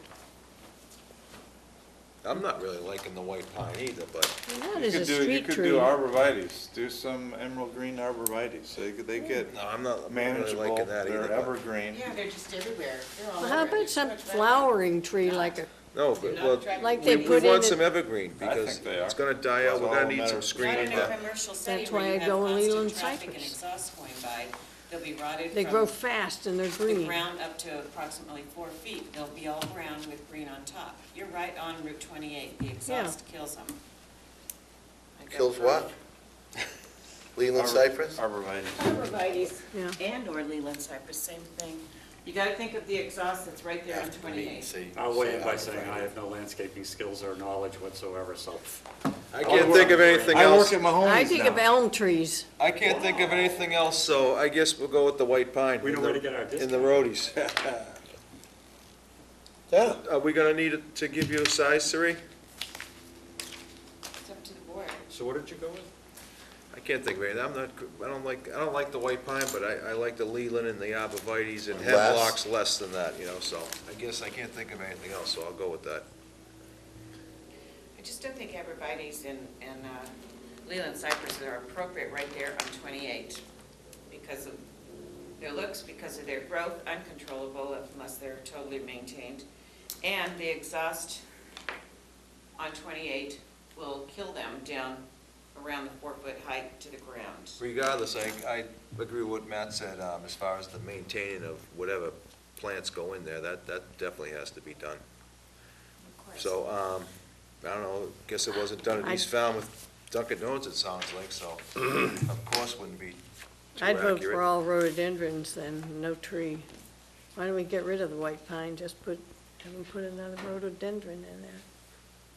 You could put That wouldn't bother me. 3 What size you want? rhododendrons on the Yeah, right side and 2 or 3 on the left How side. about Yeah. 3 to 4 foot roadies? yeah, that'd be Yeah, that great. works. And he has to take care of them. How many you gonna want? That's He's what got I'd like, he's at got- least 3. 3 rhododendrons. 3 on each side? There it is. Yeah, let's go for that. No tree. Rhodies are easy to plant. Easy to maintain. They're easy to maintain, they stay green. And they stay green. All the flowers. Okay, I like that. Let's do it that way. It's slippery, isn't it? Okay, is that your motion? Can I just, Yeah. and again, not to be a pain, but There are other things. in 3 there. roadies might look really pretty dinky out there, You want 4, maybe. Go 10. Dinky. I like odd numbers, I don't like planting even. No, I agree with that. Put some, And mix it again, up with some I have no skills kinkberry at or this, but I'd some probably do 5 over Chinese here and holly. 3 over there, but, All rhododendrons. yeah, and leave it up to Sari to go. Patty's motion. Patty says all. Patty's motion's gonna be 3 roadies on that 3, 3 or 5, where the 3 or drainage is, 4. and 5 on the other side. Something like that. So 3 Whatever fits 3 to right and 4 looks foot nice. roadies. Okay. Yeah, I like, Okay, so, Rhododies grow very yeah, fast. 3 on Yeah. the east side, 5 on the, and dig absorbable. appropriate holes. and that was seconded by Mr. McNamara, so all and those, the maintenance part of it as well. and maintain. They're great. They So grow. all those in favor, and it'll be Mr. Cool and the regular voting members. I am. That would be. All in I'm sorry, favor? who was the voting members? I so didn't catch that. The All the regular regular voting members and Mr. Cool. Okay, thank you. So all those in favor of that? Aye. Aye. All those opposed? Thank you, Unanimous. and I'll inform Mr. All right, the next piece, so I want to tie down when he's coming in. Right. When does your schedule allow you to do this? That was all marshland. Pardon me? When does the schedule allow you to get him to apply and, you know, Well, when you he would think? have to, he would be required new plans, so that, I'm sure it's gonna take him a couple of weeks. Yeah. Did I put that away already? Yeah. Do you have scheduled hearings on? I do. Yeah. Tucked away in somebody else's file. And I think Um, the other question is also Let's see. modification by administrative approval of the board or modification by going to a hearing. It would have to be a hearing, I believe, wouldn't it? I don't know, it's up to you guys. Well, that's why I raised the question. He would have to, I don't know if he can submit everything by May 1st, because that's only a week and a half away to get on the June 5th hearing, so I'm looking at If it were a hearing. probably June 19th or July 10th, if it were a hearing. If you want to Right. look at it administratively and determine, then that's your discretion, I just raised it because, you know. right? Did you guys hear what I said? Yep. Well, I think we were planning on asking some further questions, right? I Yeah. personally think it should be a hearing. I do too. All right, so it's a modification. And we're gonna, go for, Well, what you, Well, he no, has you to can't apply. pick a hearing date. What you can do But it's gonna- is give him either 30 days to apply, or 60 days to apply, or 45 days to apply. I don't have availability probably until June 19th, which gives him approximately 30 days in which to apply. Make 30 days. I think 30 days, 30 too. days, get it in. He's known about the parking spaces for almost a year. And he's gonna wanna get it done before the season starts Yep. anyway, right? I Wouldn't think you want so. to? would hope, yeah. Although he doesn't care. Okay, so 30 days, and it's gonna be a, full hearing. 30 days for him to apply. And- Apply for modification. Modification. And if he doesn't, then it's an enforcement matter. Okay, Exactly. And the enforcement matters are the shed and the parking. all right, and, we The have. conference, Yeah. I think one, maybe two of you may have checked your box. I There's did. been a conference card in there for Whoops, I didn't. a little while. I didn't today either. This is something that we really like board members to go to. It's very informative, fun. Where is it? Cape Coastal. Key Largo. Oh, where is it? Oh, she picked up her. At the Cape Cod Community College. Over a weekend? It's Cape Cod Sleepover? Community College. Oh, Cape Cod. Friday, Saturday. No. Bring your sleeping bag from the gym. It's Thursday and Friday, June 5th and 6th, right? Is that the date? Yep, 5 and 6. Yeah, 5 and 6. So it's Thursday and Friday. Who sponsors this? And we'll do a lot of planning board members go, a lot of Oh, other regulatory board members go. It's just something that David, I have. you might find it interesting. Go ahead, Matt, you wanted to say something? Well, actually, Unless sorry, I there's just said, contact football. you're zipping up, and I just said, I have one more correspondence issue. So, I apologize. you can go to, they've got a website that you can go and sign up for. It's implementing strategies to improve water quality and build coastal resilience. You can, they have a lot of answers if you have questions. Different things. What's the website to go to? In your box is a card. No, I'll just, put it in an email to you. great. Actually, what I'll do is I'll copy this card and email it. This is Great. in your mailbox. Yeah. Matt, you had another comment on the correspondence? And it's recommended for all municipal staff. I know. Thank you, Sari. Just one other item, because I think it qualifies under correspondence, and Sari just got it in, and it sort of got directed to me in many ways, and on a case that we decided last year that was appealed, we've been served with interrogatories and a request for admissions. And it came through town council's office, and they've asked me as, I have no idea why, as, Is this the You're a Gallagher lawyer. case? no, it's actually Duclos. Duclos. Okay, I wasn't gonna, that wasn't the purpose of it, but I don't mind. I mean, we're not talking about it in terms of, litigation. I'm just sharing with you that we were served with this, and that I've been asked to do that, and I've initially looked just briefly at the interrogatories, and I will follow up with Pat Harris that asked for me to do it. And it's unusual in many ways because appeals are de novo for the most part. I have no idea why we're looking at interrogatories. But it's also addressed in a way to each of you, not just me. And I'm having a tough time until I get a chance to talk to Pat as to how I could possibly answer interrogatories as to how each of you had made your decision. I mean, to give an interrogatory to the board as a whole, generally the administrator would do something like that. But the other thing, and it caused me to want to reflect on this with you. So the anal personality that I am, even though I, looked at it and put it aside and looked at it and put it aside, I immediately started to do the checklist of, I need the decision, I need the minutes, I need, everything that was used, I need the documentation, and it made me want to just comment about minutes to you all. Because as it came up tonight, that if it's not there in the minutes, then we have a problem. And we make our decisions based on findings, and this board's done a really good job on findings. Without findings, you don't do a good decision. But without the documentation to back up the decision you made, you don't win an appeal. And so it's sort of a plea to you all that when you get draft minutes, please read them. Please comment on them. Please correct them. Because in the case of an appeal, you've got nothing to work with if they're not there. And we also maybe have to have testimony based on minutes, right? Can you use a video of the meeting? No, we didn't approve a video. We approved our minutes. And that's why these minutes have to be approved and filed with the town clerk, because the town clerk gives a true copy and attest to Superior Court. Yeah.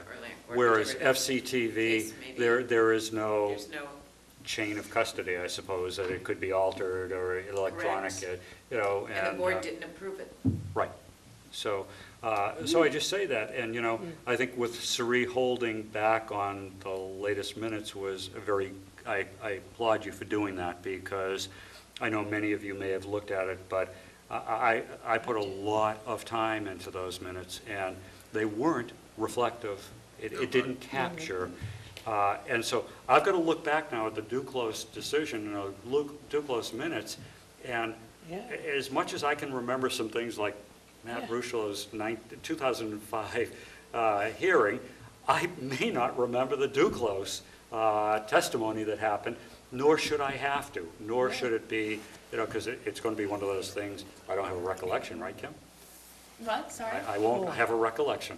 No. You can try to refresh my memory, but I won't have a recollection. Well, that's easy, then you can just put, we don't know. Yeah, but when you do, I mean, if you go into it like that, you lose. And we put a lot of effort into our decisions. And if you really care about your decision, if you really believe in the bylaw and what we're doing, then we want to, and I think when I've done orientation with some of you in the past, it's like, in many ways you can work it backwards, saying, what I do, if it's appealed, will it survive on appeal? What are the things that I need to think about? So it's just sort of my plea, and we'll see. We'll see what happens on this one, but it's caused me to say, we've got to be really cautious about what it is. And your discussions support the findings, and the findings control the conditions. So without your discussion and points and testimony that you hear, especially your remarks and different things, and just don't look at your remarks, look at the whole thing and the findings, because that all. But we can have good discussion, good finds, good conditions. If we got bad minutes, then it's all. Is there a limit to how many times we can be sued in a 6-month period? Because I'm not having fun with it. Look, the good news for you, There is no good news. is that you never get off the hook. It's good news. Okay, any other business? That didn't answer my question. Anybody have anything? Any future agenda items? No. I just want to let the board know I will be out of the office next week, so please do not harass Melinda unmercifully. All week? Or on Why would we contract. be in there anyway? Oh, yeah, you're on We have vacation. a hearing May 1st, which is all continuations, I believe, so there's no publication out there. It is all continuations. Redden. Any, Hobart, Redden, Industrial Tower and Wireless, DePietro. That was a tease. Those are all Nice to meet you again. continuations. Let's get rid of some of those. shall we? My daughter's 20. Anything else? Hearing nothing, I'll close this hearing. Thank you.